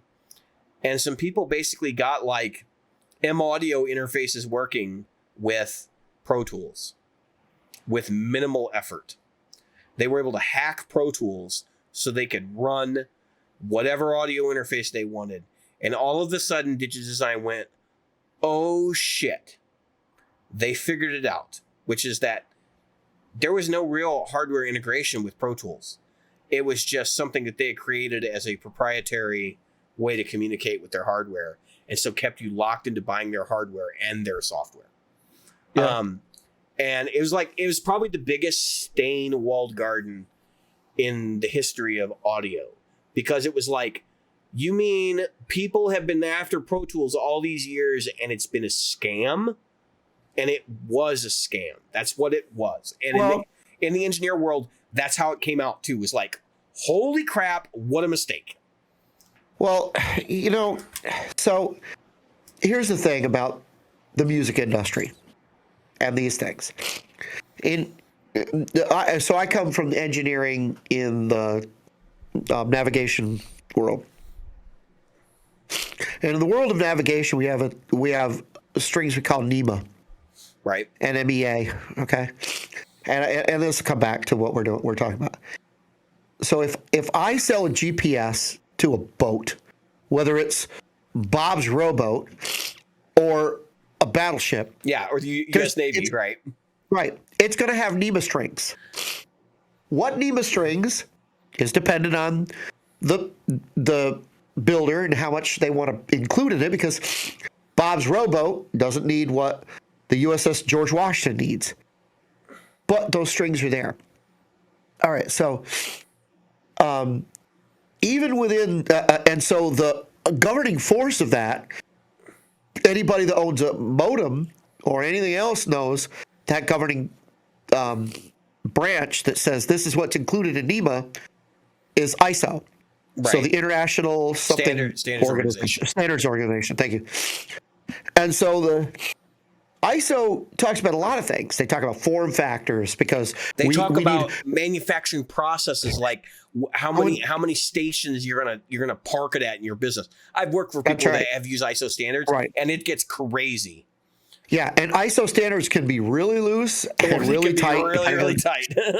Depending on where you are, what you're dealing with, and so on. This will be laser telemetry measured, and it will take less than an hour. It's like and so getting to that, they even your plug that you were talking about for your line 6 stomp earlier, that meets an ISO standard. Correct. In there. And it actually, interesting to note, you actually can't use the one spot on this. There's something I was forgetting, which is the plug sizes are actually slightly different. So they made their plug proprietary. That's right. And that's what I was about to say. So within a lot of ISO standards, they're proprietary things. The problem with this software that music industry is using, and the pedals included, they don't have to meet these standards. There's no standard. So the truth of the matter is they didn't do anything It's up illegal. to us as consumers to enforce these standards, which we didn't. Well, right. When you think about it, they weren't first. I'm not going to say that Pro Tools was first, but they were first to a wider audience.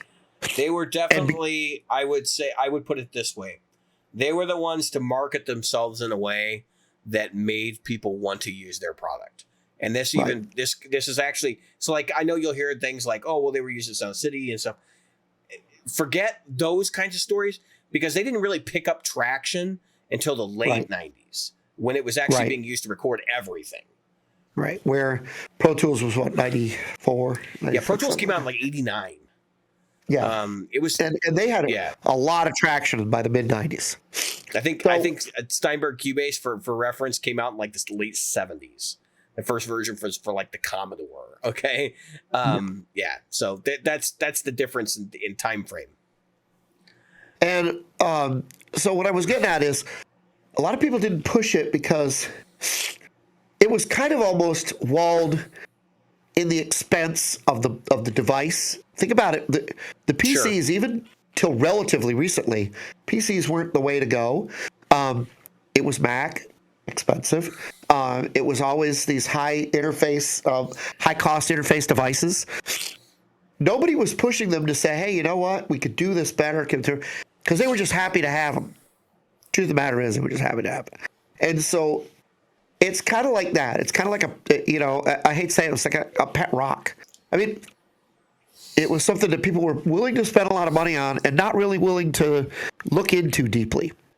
It's kind of funny that you mentioned that, because like there was a lot of criticism going around in those early days where people were going into studios because they had Pro Tools, and then the guys that were like, yeah, I can use Pro Tools, but it'll be cheaper if we do it on magnetic tape.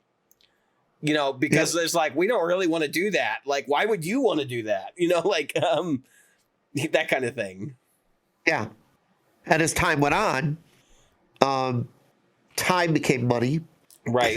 And the hardware became easier to use, and it was better for doing those kinds of jobs.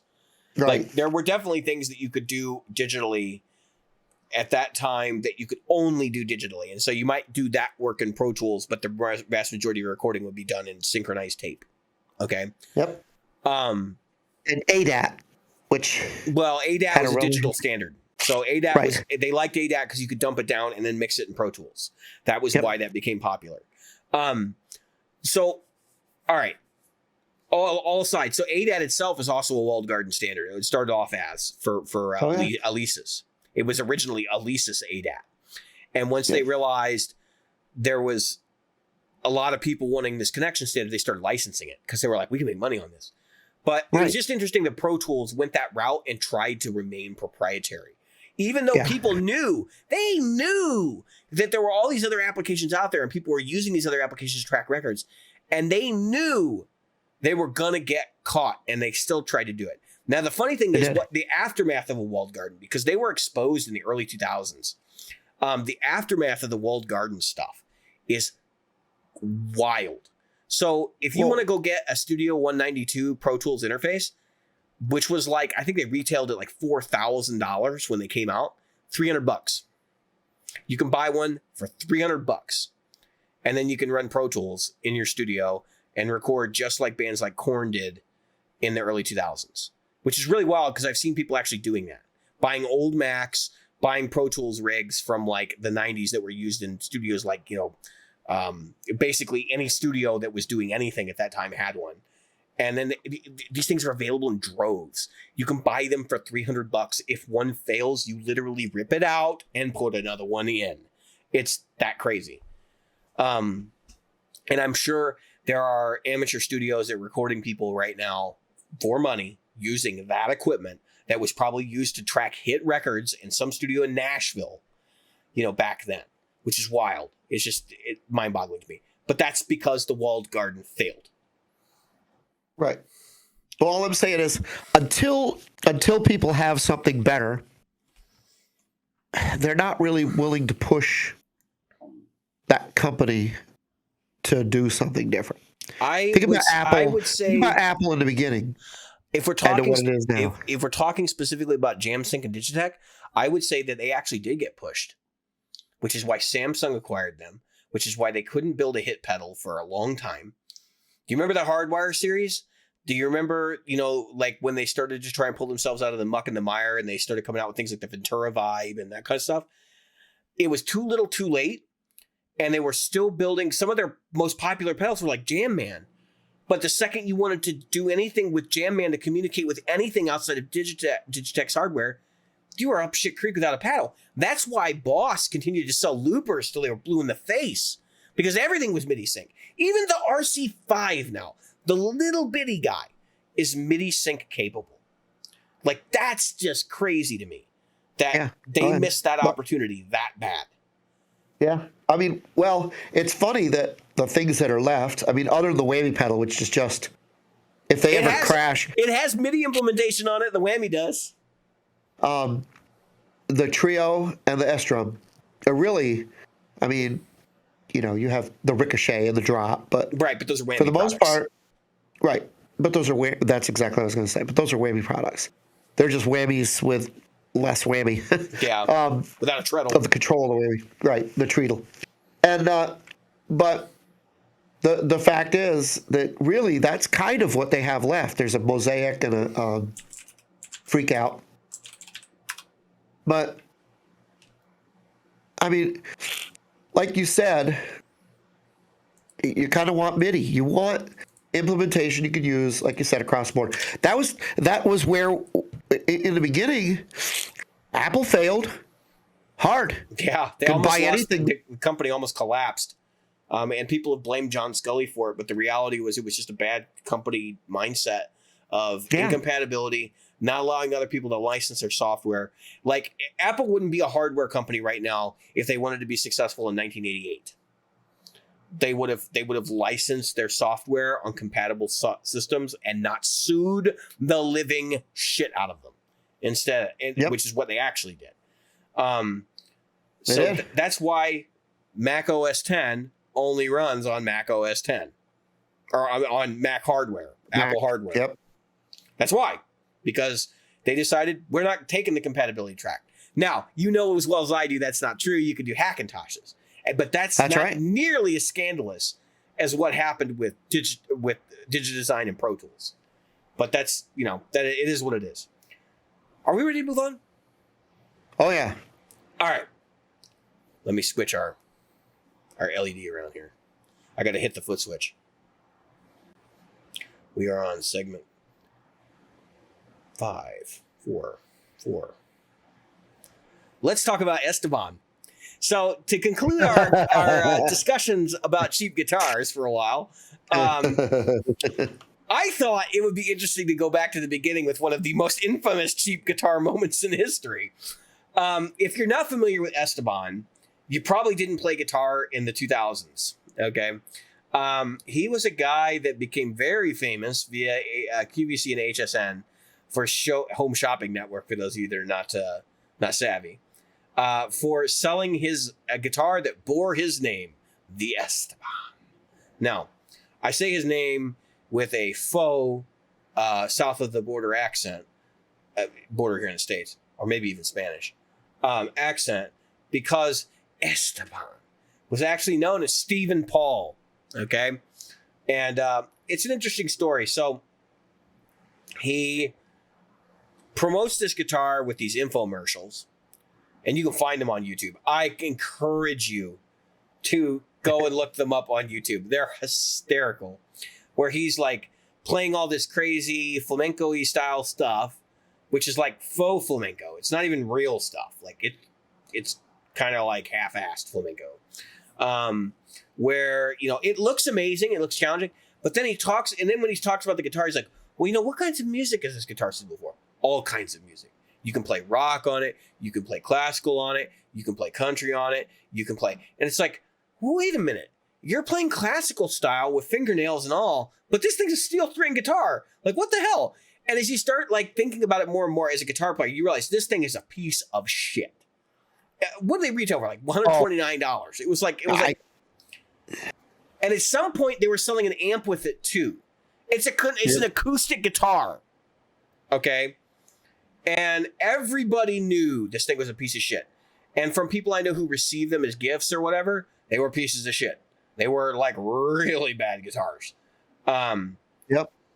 But I do know people that liked Esteban, that like to watch Esteban because they're like, oh man, he's so good or whatever. It's like, he's a charlatan. What are you talking about? And so I wanted to kind of read through his Wikipedia for the show. And then I wanted to briefly talk about like just this whole story because it's so good. And other people have done videos on it. Actually, who is the other YouTuber? Six String Samurai? Six String Samurai did a video on this.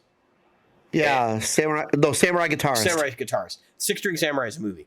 Samurai Guitars did a video on this. And actually I saw it the other day and I thought it was funny. But I saw it because I was actually asked about Esteban from somebody else and then went and YouTubed it to find videos about Esteban. So it was like a whole other thing. All right. My throat's really dry, but I'm going to try to get through this. Biography. Stephen Paul was the oldest of 4 children. He recounts that he began playing guitar at the age of 8 when his uncle brought him a nylon string guitar.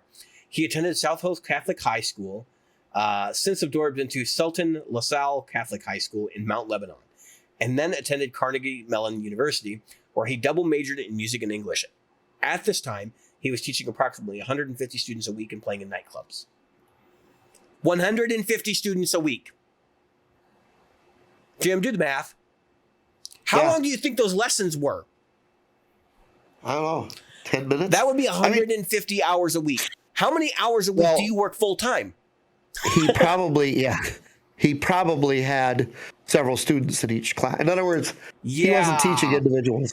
Right. Which means that I'm not going to get into that. Not even going to like a classroom thing, like 20, 30 people at a time. Right. So Esteban states that at this point in his studies of guitar, he thought. Now remember, this is in Esteban's words. Most of this Wikipedia article comes from things that Esteban has said. He felt a strong desire to study with Andre Segovia. Now, if you don't know who Andre Segovia is, that's fine. Go look him up on YouTube. He is a legit like classical guitar ninja who passed, I think, in my lifetime. But who is considered to be one of the greatest classical guitar players who ever lived. Okay.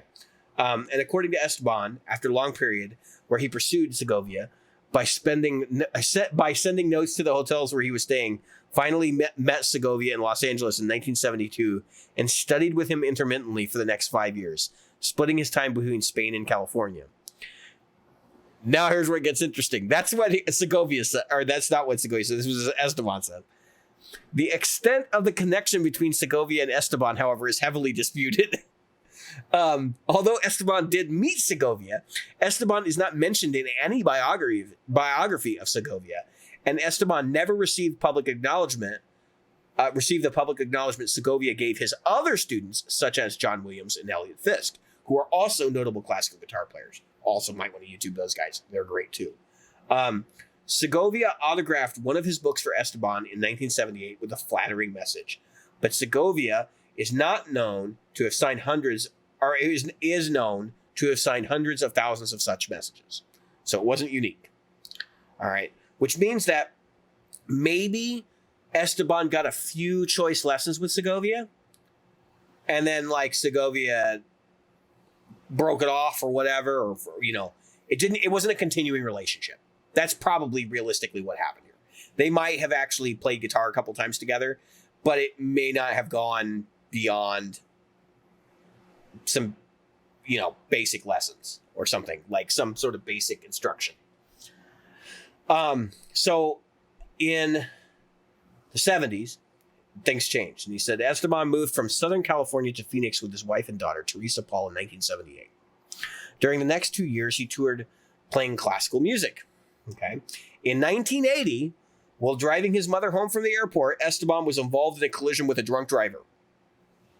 He was left with broken ribs, missing teeth, a light-sensitive eye, but recovered. He recovered, but was left with nerve damage in his hands. Okay. Unable to play the guitar, he sold solar energy systems for Reynolds aluminum. This is where you can start to ask questions. All right. So he couldn't play guitar because he had this nerve damage thing. And then he goes and sells aluminum. Do you think that might have had something to do with him being able to sell shitty guitars on HSN? I'm just saying. I'm just saying. It seems like that's where we're headed here. So then he said during his long recovery, he decided to move away from playing only classical music. So he started to slowly recover and play. And he began to recover some of his use of his fingers in 1988. And he had begun playing again by the end of 1989. So he had a period of 8 years where he was barely able to play the guitar. All right. So commercial success. And I think this is interesting because apparently he did have some mild commercial success before the infomercial era. Esteban had been playing at a Hyatt Regency Hotel when he released his first album in 1991. He hired a keyboardist in 92 and has subsequently added a 5-piece band, including drummer Joe Morris. Audiences responded well to Esteban's charisma and frequently bought his albums. Does that sound accurate? Because he was playing at the Hyatt Regency? All these people were suddenly aware of Esteban. Now remember, this is pre-internet. Okay? That just seems I think this might be BS. So in 1999, Esteban came to the attention of Joy Mangano at Ingenious Designs, inventor of the Miracle Mop and other household accessories sold on QVC. She recognized Esteban's charisma, and he was invited to play on QVC in November of 1989. Soon after, Ingenious Designs was bought out by Home Shopping Network, and Esteban achieved commercial success. He sold 132,000 CDs after 2 appearances on Home Shopping Network in the summer of 2000. Okay, and if you guys don't remember this, there was a time period when HSN would have these weird music artists that would come and they would peddle their albums on HSN. And normally, if you did it, you're going to get some sales. You might get 20,000 records sold. He got 132,000. Okay, over a couple of appearances. 2 of his albums actually reached the top 54 entries in the Billboard 200. And Esteban quit playing at the Hyatt in 2000. So all the while, he's been playing from 1991 to 2000 at the Hyatt Regency Hotel.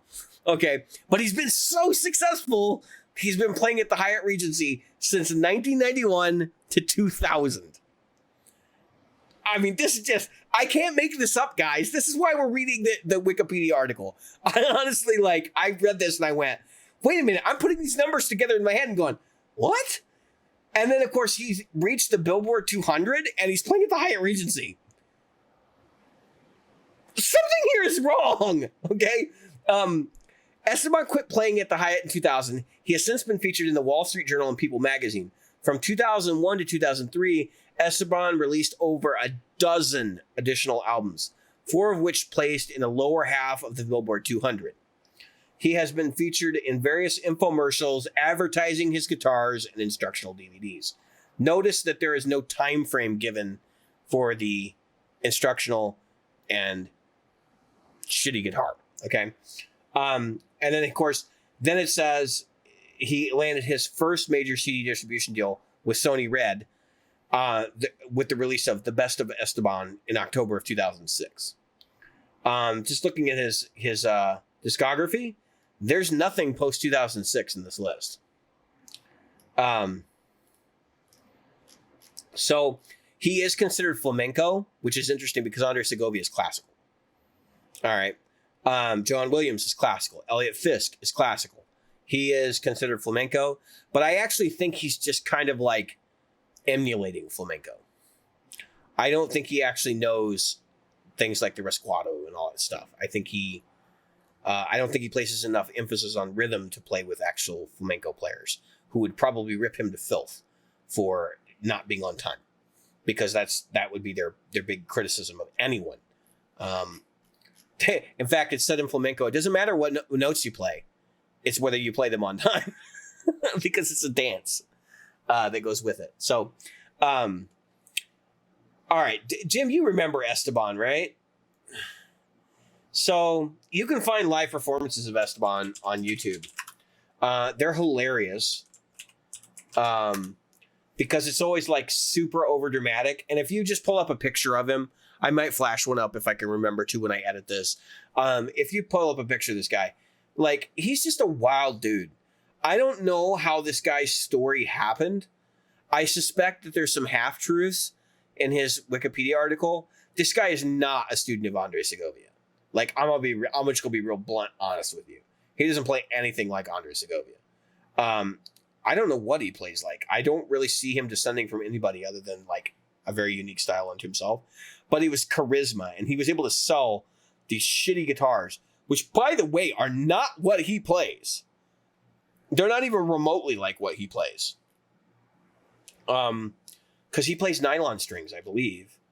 And the guitar he was selling on QVC was a steel string turd is what it was.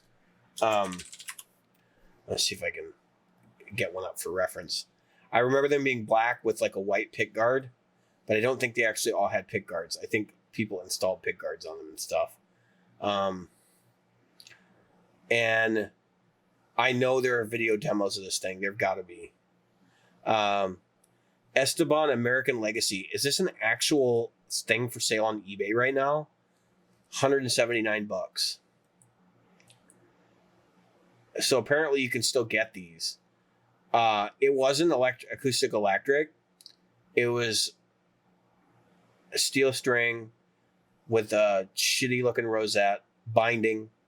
The neck was probably warped when you got it. The headstock looks like a joke.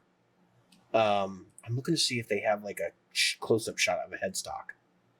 Oh, I mean, so the electronic system was called the Opus 3. And it was basically just a bass, middle, treble, and volume control with a battery door all integrated into one piece. They did have a center binding piece down the back. It had his ridiculous-looking signature on the headstock. And the headstock is literally a paddle. It's an actual paddle. Like just a solid block of wood. Then everything else looks like a typical like cheapy acoustic. The case it came with is basically a gig bag. It's like I would consider like a premium gig bag, like a foam one that was like, form fitted for the guitar, but it looks like there might actually be additional models, which is really interesting to me because I don't remember there being. Maybe these are people who have bought his guitars over the years and then like customized them or done things to them, because I'm seeing some that have like roses and stuff on them. I'm seeing some that have like stickers and stuff on them. Like here's the Esteban Duende, but this is a Duende electric acoustic guitar jewelry in a pawn shop somewhere. I gotta be honest. You know who he reminds me of? Who? He reminds me of who's that actor? That goofy hat man that plays guitar, but he's also he says he knows karate and jiu-jitsu, and he's a cop. And yeah, you're talking about the Glimmer Man. What's his name? You're talking about Steven Seagal, the Glimmer Man. 2 weeks ago. Probably a little He looks kind of like, but he's got. Looking at some pictures now, there's a guy that comes to this karaoke place, looks exactly like him, and I don't know. This is where Jim. It could actually be Estaban. I mean, this guy played at the Hyatt Regency for like 10 years. Could be. Now he's at Plaza Azteca in Chesapeake. But anyway, it's a possibility. So, yeah. But what I'm about to say is kind of funny because he comes in every week and he can't sing. I mean, he can't sing. This poor guy, horrible. I mean, he's not bad. He's terrible. And I have this kind of a, once a week thing. I hang out with my friends. We go there and we kind of laugh and do a couple songs. But it's hilarious because we're sitting there, we're watching this guy, and he gets up there and his face, if I took your picture of the guy I'm talking about and you saw Esteban, you painted glasses on this guy's face, it'd be the exact same face. And he has no idea how bad he is. Now, I'm not saying Esteban is bad. I'm just saying that there's a charisma about him, though. And every time he gets up there, the girls are all, oh, my God. He's horrible. He's not bad. He's terrible. And he does these horrendous renditions of like Hallelujah. He wouldn't know a major lift if you stuffed it down his face. I mean, and it's like I get what you're getting at. Like the charisma thing that people are into. I think that's what it is. Because I was watching a video of his doing Scarborough Fair. Yeah. And while you were talking, I had it done. It wasn't difficult at all. It was very simple stuff. But picking pattern is something that they see this thing going on and they're like, oh my God, I've never seen anything like it. Right. And it is hard at first to try to get that thumb and finger and moving the thumb but not the fingers and so on. And once you get it though, those things that he's doing is not real or not. I got a better idea. Hard. If you're gonna watch Esteban, just go watch Mark Knopfler instead, or somebody in that vein. Anyway, he's not a bad guy. I'm not like trying to poo-poo his style or whatever. I just think the reason he's famous is because he sold crap guitars. And there's a whole Wikipedia article devoted to this dude that does not mention that he sold crap guitars. Like, that's what's hysterical to me. It's just like they want to make out like he had this great career playing at the Hyatt Regency for 10 years. Like, what? And I'd love to see the Billboard charts where he placed at 50. I'd love to see it. Because nobody knew who Esteban was when he showed up on QVC. I can imagine that he showed up on the Billboard charts after the QVC fame, because there are people that are after curious about after hearing his stuff. But I can see that happen. Sony had such a lucrative deal with him, didn't they? Anyway, all right. He must have sold tens of records. All right, it's time for the gig report. The LED's on. Gig report time. I'll start. So I had 2 playing engagements, which were an open jam and an open mic. The open jam was fun. I got to play with somebody who had a lot of energy. We kind of bounced off each other really good. We actually had a guitar duel on stage, which is great. And I got to play 3 tunes, which were like supercharged. And then I got to play with another gentleman that I played with there before. And it was a good experience. I was really happy with how I played, got off stage. I went back to my seat. I had taken up a giant table over on the side of the room, on the right side of the stage, where nobody usually goes. And guess what? Like 10 drunk people showed up, and there were four chairs, and they were all standing right behind me, right in my space. So I basically sat there for a few minutes. A gentleman came up to me, actually offered me an audition, and so I'm going to be doing that next week. But he came up and he talked to me. He's like, "Are you in a band?" And I'm like, "No." And he's like, "Do you want to be?" And I'm like, "Yes." And that was basically how that interaction went. So we've had some good conversations since then, but he handed me his business card. But anyway, right after he walked away, these people kept bumping up against me. Now it's COVID season and nobody's got a mask on. And I picked that side of the place because it's usually pretty empty.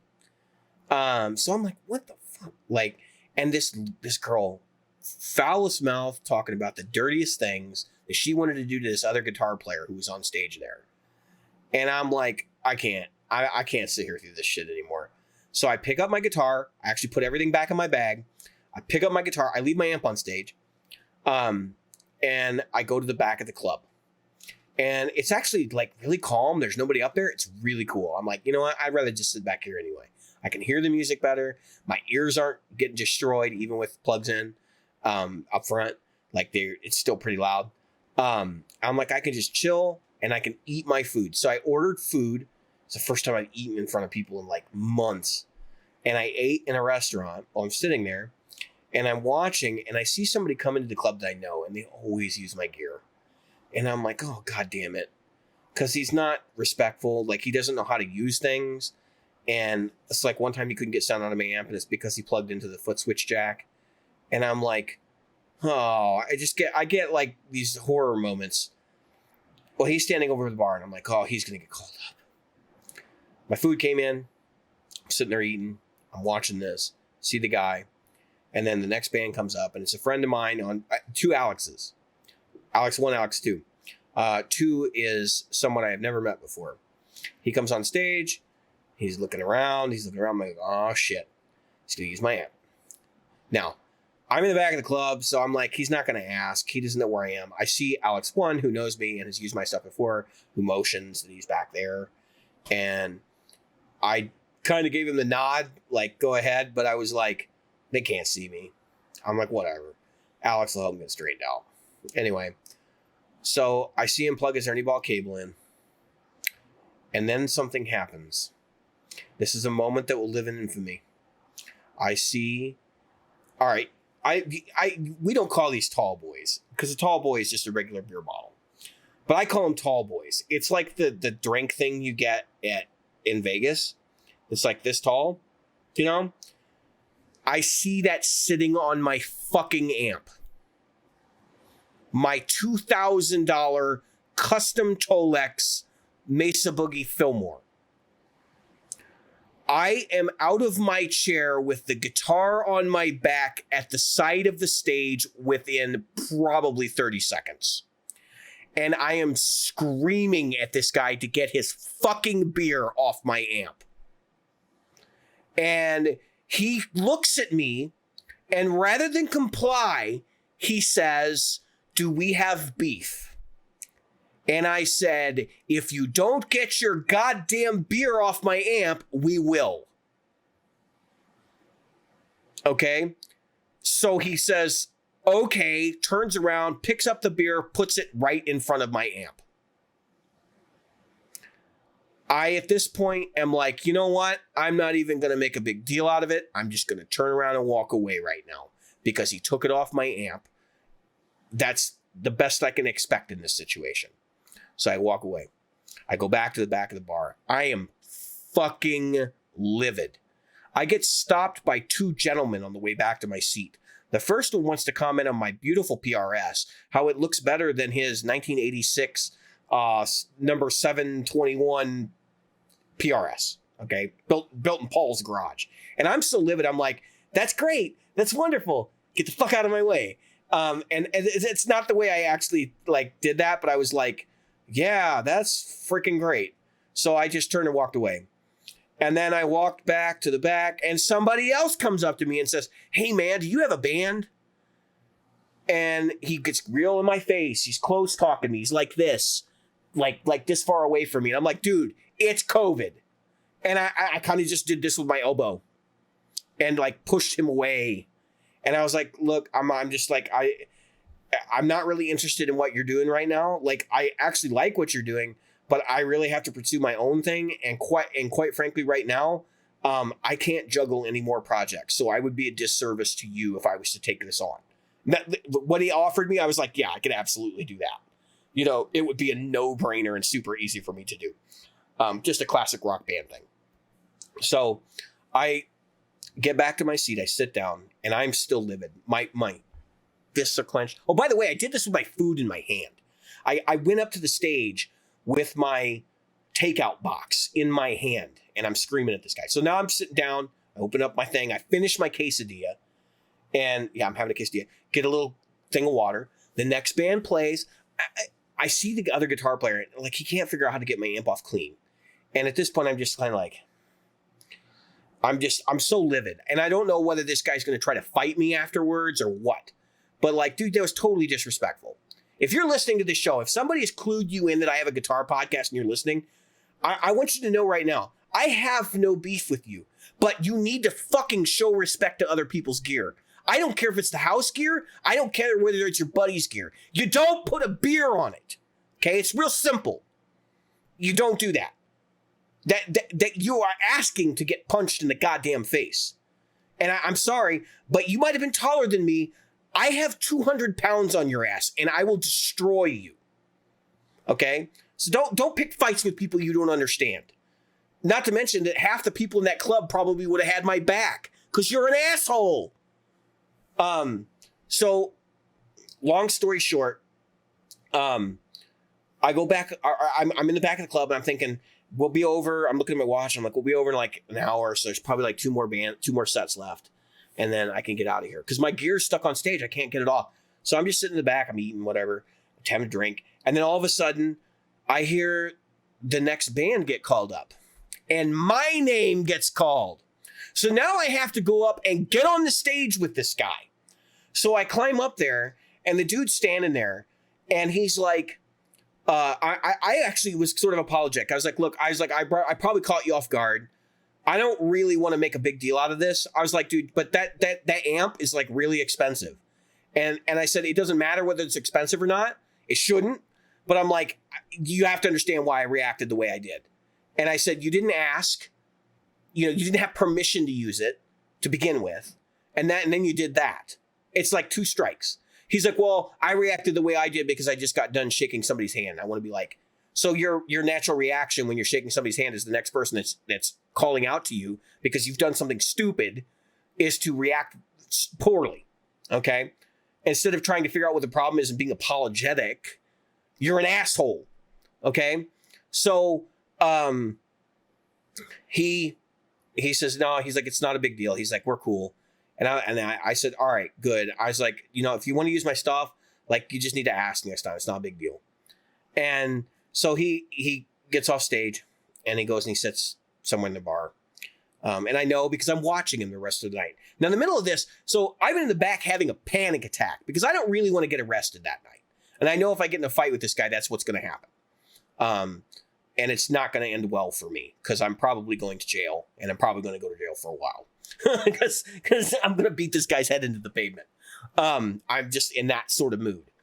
And so I'm like freaking out that I have to play. I'm literally dropping shit out of my bag on stage. I brought my bag with me on stage. This is how like not functioning in the head I am at that moment. And I dropped my foot switch on the floor and thank God I didn't have a pedal board that night because I never would have gotten it hooked up. And I get squared away and me and Alex are kind of going back and forth like, hey, it's really cool. You get to actually see me play tonight. Cause like we are always there together, but he's never seen me play cause he comes in after I do.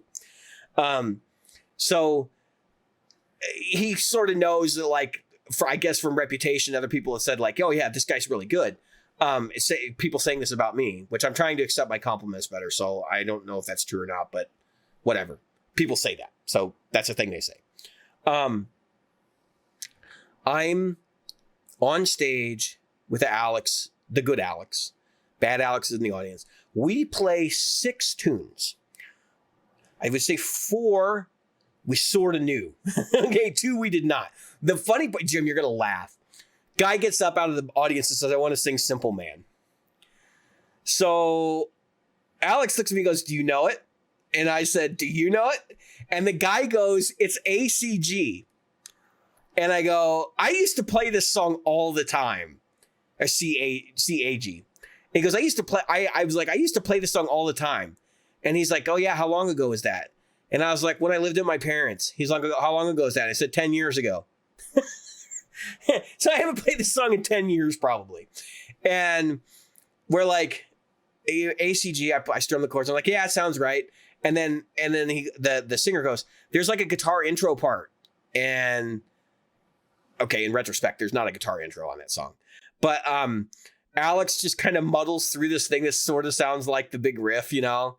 And then we go for it. And it's so funny because I think we played like a verse and one chorus, and then all of a sudden it was like a light bulb went off, and I was like, "Oh yeah, I remember how to play this." And it was like I had all the arpeggios down and the finger picking, and then the big main riff, and I was rolling up my volume knob, getting all this searing distortion out in the audience, and then faking the little lead stuff like clever enough that I think people like actually probably thought I was playing the real part, and it was so fun. But the whole time I'm doing this, I've never taken my eyes off the guy in the audience. I found him, I knew where he was sitting, and I watched him, and he was watching me. And I'm sitting there going, are we going to have problems after this? And one of the guys I've made friends with there, he's told me in the 70s, he was a bare knuckle boxing fighter and made quite a bit of money doing it in illegal boxing. And he's chilling out by the side of the stage. So I'm like, what is this all about? Like he likes my playing. So I don't know whether he's hanging out for me or if he's hanging out for somebody else. There's plenty of good players in this place.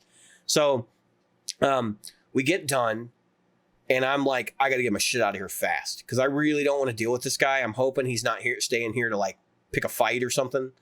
But I pack my shit up as quickly as I can. I'm literally carrying other people's stuff off the stage so they can get it off the stage so I can get out of there. And of course I'm super respectful doing that, right? Like I'm not, putting it in a pool of water or anything dumb. And I get my amp all bagged up and I get the hell out of there. On the way out, I run into Billy, who is the bare knuckle boxing guy. And he says, what the is that guy's problem? And I said, he put a beer on my amp. He said, he did what? And I said, he put his beer on my amp. He's like, you're kidding. And I'm like, nope. He's like, wow, what is wrong with him? And that was that. I didn't run into him in the parking lot. Guy wasn't looking for me, thank God. I didn't care. Really want beer was the reason he put beer on your amp, and it was literally a non-issue to him. Do you know what my biggest fear was? That I would get into it with this guy while I had my PRS on my back, because I will fight you with a PRS on my back, and like PRS be damned. And I'll put the Fillmore down, but then I'm gonna kick your ass. Like that's what's gonna happen. So I get all my stuff in the car and I'm like sitting there and I just exhale for a minute. It's the first time I've had any relief all night. I'm like, all right, we get to drive home now. And I left, and that was it. That was that whole thing. It was like one of the most stupid escapades. And I'm gonna talk to the host about it and be like, hey, look, we're not going to be allowing people to use my gear there anymore because I can't handle it, dude. Next person that puts a beer on my amp is going to get fucking punched in the face. That's what's going to happen. Because, like, seriously, that's just, it's like, it's Tolex. Like, you don't put stuff on other people's stuff in general, but if it's sweaty, if it has water on it, it can damage something. And that's why I'm like, dude, what the hell? He doesn't. Because he treats his own shit like that. But I think I actually solved my own problem. Because I can take this, plug a cable into the snake, get it going real fast, and then when I'm off stage, unplug the snake and get the fuck out of Dodge. And I can take this with me, and I don't have to worry about whether somebody else is going to want to use my amp. You can come up to me and you can ask me if you want to use my stomp. And I can tell you no. Because I don't like the cut of your jib. All right, that's that. We'll put a pin on that. I do want to talk a little bit about what happened last night, Jim. You don't know the story yet, so this will be interesting for you. I went to an open mic I haven't been to since like 2019, and it's a local open mic. And the host over there is real friendly, and I've actually given some gear advice and stuff on Facebook, and like we've talked a couple times since the pandemic started. And like, I really wanted to go back. I have fond memories of playing there. There's actually live footage of me on YouTube playing there. And I was like, oh, okay, so I'll get to go back. Right? So I went Saturday night. I walked in. I was there. They're supposed to start signing up at 6:30. The club was completely full at 6:45. And by completely full, I mean, there wasn't an empty table. Okay, so I didn't have a place to sit. I walk in, and I literally stand next to this table with no chairs in the corner where I couldn't fit because I'm too fat to sit in the place where you would put a stool. And I lean my guitar up and I look around the room some more. And I know some of the people that are there. Many of them are, well, not many of them, all of them, and I stress all, are unmasked. I spot maybe 2 drinks out of 40 people. I'm sorry, but if you're not drinking, put your mask on, especially if you're in an enclosed space. This was not a big room. Okay. And I see the host. He's off in the corner. I don't actually realize he sees me. We'll get to that in a second. So I look around and I'm like, do I stay here? And I'm kind of texting my wife back and forth. And I'm like, I really don't feel comfortable about this situation. I'm trying to get advice. Like, I really want to play, but like, I don't know if it's worth it. And as I'm standing there, literally texting her, I hear a guy go, like 4 tables over. And I'm like, I'm out. Fuck this. And I literally just put my guitar back on, grabbed my stuff, and left. Because I was like, I'm not going to put myself at risk in a situation like that. All right, so now the host contacts me this evening, which is cool. I'm glad he contacted me. I didn't want him to think that there was anything wrong with the way he was handling things or anything like that. Because I know he has no control over that, right? And my conversation with him basically went something, I'm actually pulling it up so I can look at it.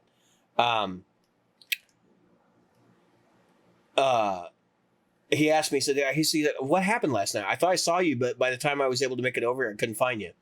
And I was like, I ended up getting called away by family stuff, which was kind of true because I'm not going to carry COVID home into my family. My youngest is still not fully vaccinated.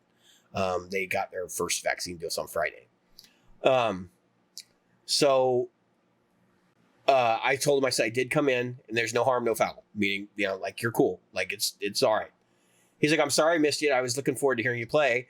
And he's like, how's the family stuff? How'd the family stuff work out? And I said, well, I'll be back soon enough if the vaccines hold water this winter and chaos dies down. And I said, weekends have been brutal for me for almost 2 years, which is true because I spend my weekends either on the podcast or on Twitch or, you know, playing guitar for bands because I've been gigging and all this stuff. Whatever. So then he says, I hear that open mic is the only time I get away from my family duties and secondary income in 2021 has been difficult for us. But then I said, okay, so I still have to be really careful with gigs and stuff because I have extended family with illness and my youngest isn't fully vaccinated yet. And so he comes back and he said, basically that, yeah, we have some people that are anti-vax here. And he's like, I understand the caution. He's like, I do what I can.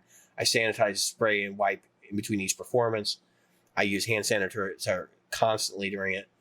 And he's like, I had COVID in January of 2020. And he said, I've been vaccinated. So in addition to having it, because he knows what it's like and he doesn't want anybody else to have to go through that.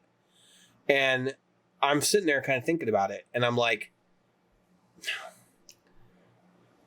even going out to Pollyanna, which I've been doing religiously for, you know, a couple of months now, it's like,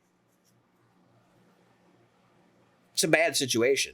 You know, like there's people in that room that probably are being totally irresponsible and think things either can't happen to them or don't buy that this is a real phenomenon that's occurring, even though it's been going on for 2 years. And I'm sure everybody has had somebody who's been affected by it, either through death or severe illness at this point. This thing is no joke. And I just had one of those moments the other night where I was like, you know what? I have to check out for my health on this one. and it not just my physical health, but my mental health. Because I'm standing in a room, and let me describe to you the makeup, and this is part of what made me to realize that I didn't want to be there. And this is not me being ageist. We know that this disease affects people of greater age more significantly than it does younger people. I would say 8 out of 10 people in that room were in their 50s, 60s, or 70s. And there's one gentleman that performs there all the time, and he's 95 years old. Okay. And I'm sitting there thinking, this is freaking madness. And I am not going to contribute to madness. We've had enough madness in the last 2 years.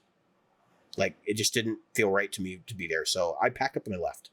And I don't have any remorse about it. I didn't whine about it all day today.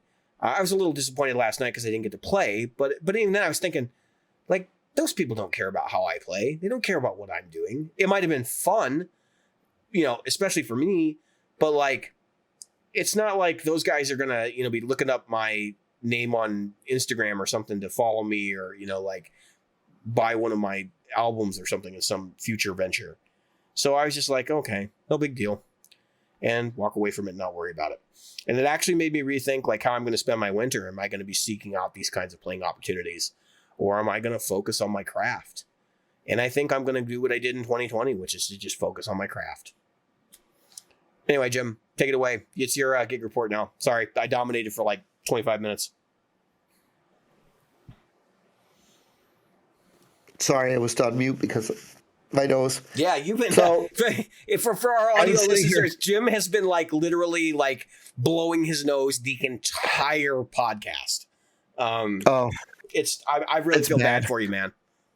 Yeah, it's bad. It's been getting worse, even though I took Mucinex right before I started. But anyway, let me get through this. So we had a gig, and I have an upcoming gig. So I'll talk about both. What happened and what's going to happen. So as I said, I already mentioned about my audio problems, but otherwise that gig went well. I had a little trouble hearing myself because we really kind of wound up sharing a monitor, which wasn't supposed to happen.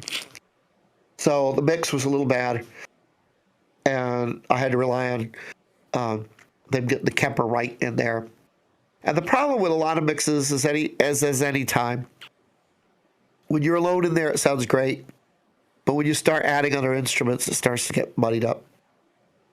So, and because it wasn't my mix, it was our mix, it needed to have things in there and at levels that he needed and that I needed. And he couldn't hear himself well. I couldn't hear myself well. It's a crappy situation. And I've actually been known to throw my wedge in the car just in case. Yeah, which I should have because I've got a wedge right here right behind me. So that'll be taken care of next time. The other thing that happened, was that we have it was good, it was fun, it was exciting. It was one of those things where people had a good time, a lot of dancing, and we had a few of those flashes. So to speak, and there was a funny, being a Halloween gig. It was fun, and it was this funny. This one woman was like enamored with our singer, and she kept trying to dance and catch his attention. And he did not give it to her, and he tried to reach out to shake her hand. And she literally tried to pull him off the stage. It was hilarious. Then she had this stool. I kind of have to do this demonstration thing for you. She had this stool that she was leaning over. It was like those bar stools with no back. It was just a seat type thing. So just 4 legs on the top, right? And she had it like an old lady with a walker. Only she was bending over it, trying to be sexy. I'm not sure. And she literally picked it up. Try not to hit my microphone here. She was bang, bang, bang on the ground. They finally had to talk. It would have been really funny if it broke. No, it was made of metal. The thing that was going to break was the floor. They finally had to get her out of there because she was just going nowhere. And I don't know if it was her boyfriend or whatever it was that was the guy that was with her. It was pretty funny. So I'm playing bass. We're doing musicians. Our bassist and our drummer can't be there. Usually what would happen is if the bassist can't be there, the drummer would move to bass and get a Right. drummer. Or if the drummer can't be there, we just get a sit-in drummer. Right. But you played bass before, so it's like, well, maybe that guy can do it. Yeah, so we're bringing in a guy to play guitar for me that's played guitar with us before. And then I'm playing bass. Then we've got a drummer that's coming in. So yeah, we've got 2 replacements, but we've actually got 3 replacements because I'm moving over to bass rather than bring a bass player in. So Yeah. that's what's happening. It's going to be different. As you can see my wall, I've got, look at this. I'm a terrible YouTuber, guys. Look, I don't have a lot of like fireflies and wires hanging behind me. Jim, can I ask a question though? So you're doing yeah. this different. So you're doing this different Right, thing, okay. like where you're playing bass. That's not a permanent arrangement though, right? Like you're just doing that for that's one just gig. one gig. Yeah, So you played that. That other gig was a Halloween gig. yeah. And I took my white Les Paul Custom. Halloween gigs And are I wore a always white shirt. wild like that. Yeah, that's kind of a was notorious crazy. thing. So Crazy fun and crazy, however you want to look at it.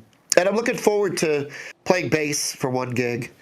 It was funny because I did a rehearsal already as the bass player, and I'm playing bass for about 5 or 6 songs, and the other guitar player turns around to me and goes, "Damn, you're a good bass player like that." And I said, "Don't get used to it."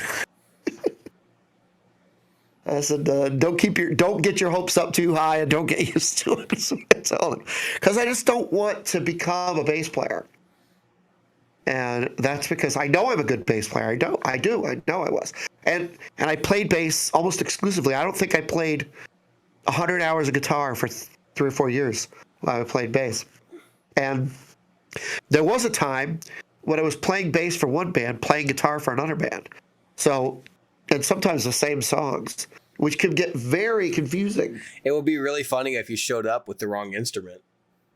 So I'm going to tell you, I'll tell you a little short story, and then we can go out. So during rehearsal, the guy that's sitting in for me, playing "Hurts So Good."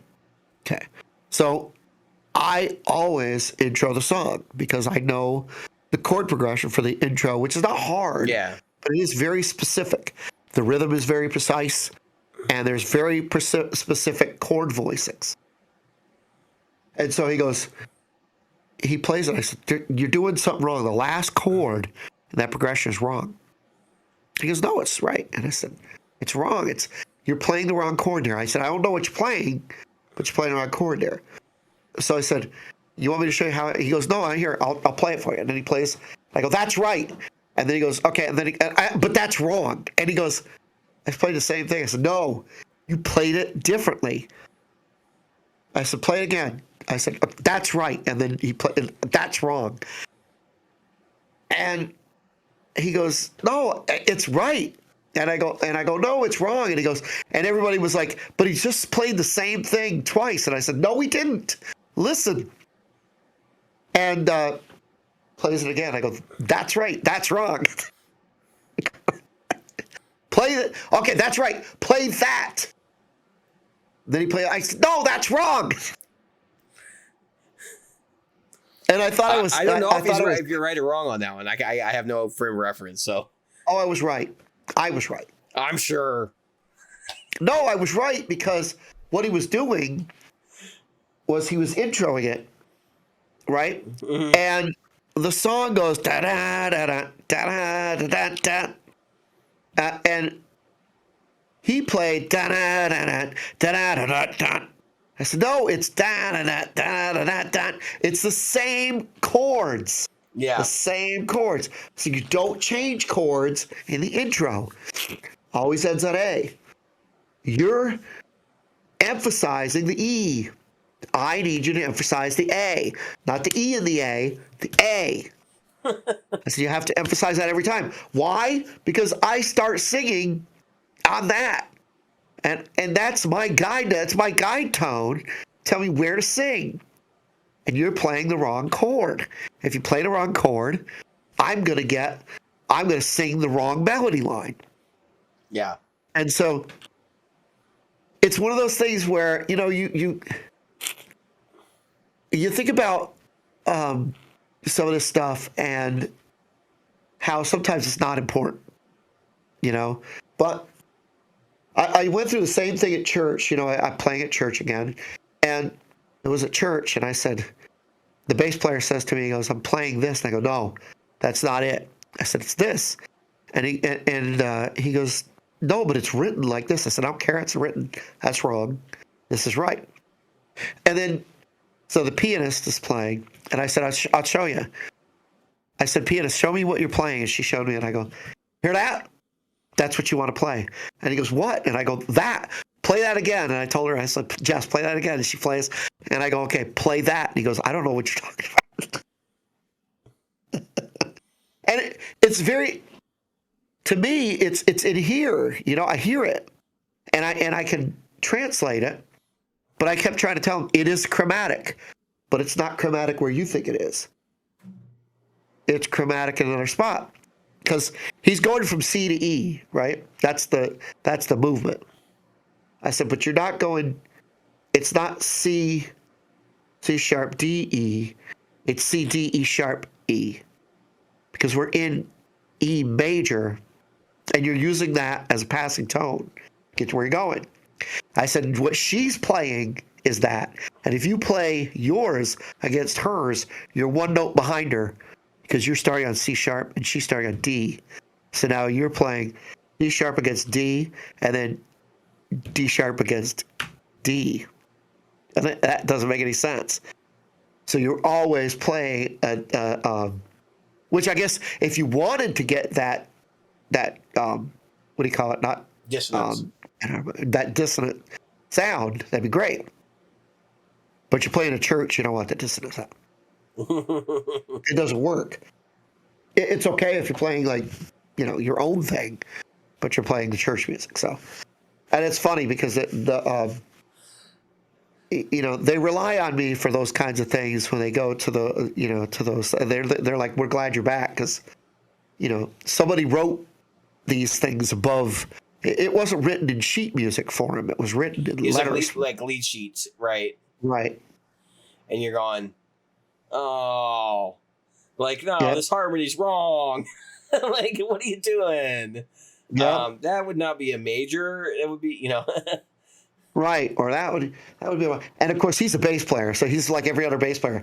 I don't know, maybe I only need the root note. Like, I don't need that. All I I'm can't gonna do say is how root notes, fifths, and root notes and fifths and octaves. Like, Yeah. Let me tell you something. Once you play a third, pal, you better know your majors, or a sixth, or a seventh. Yeah. But yeah, it was fun. It's fun. All right. So anyway, that's my stuff. I'm done. We're wrapping up. I've been David. I'm Jim. And tonight we've been Practical Guitar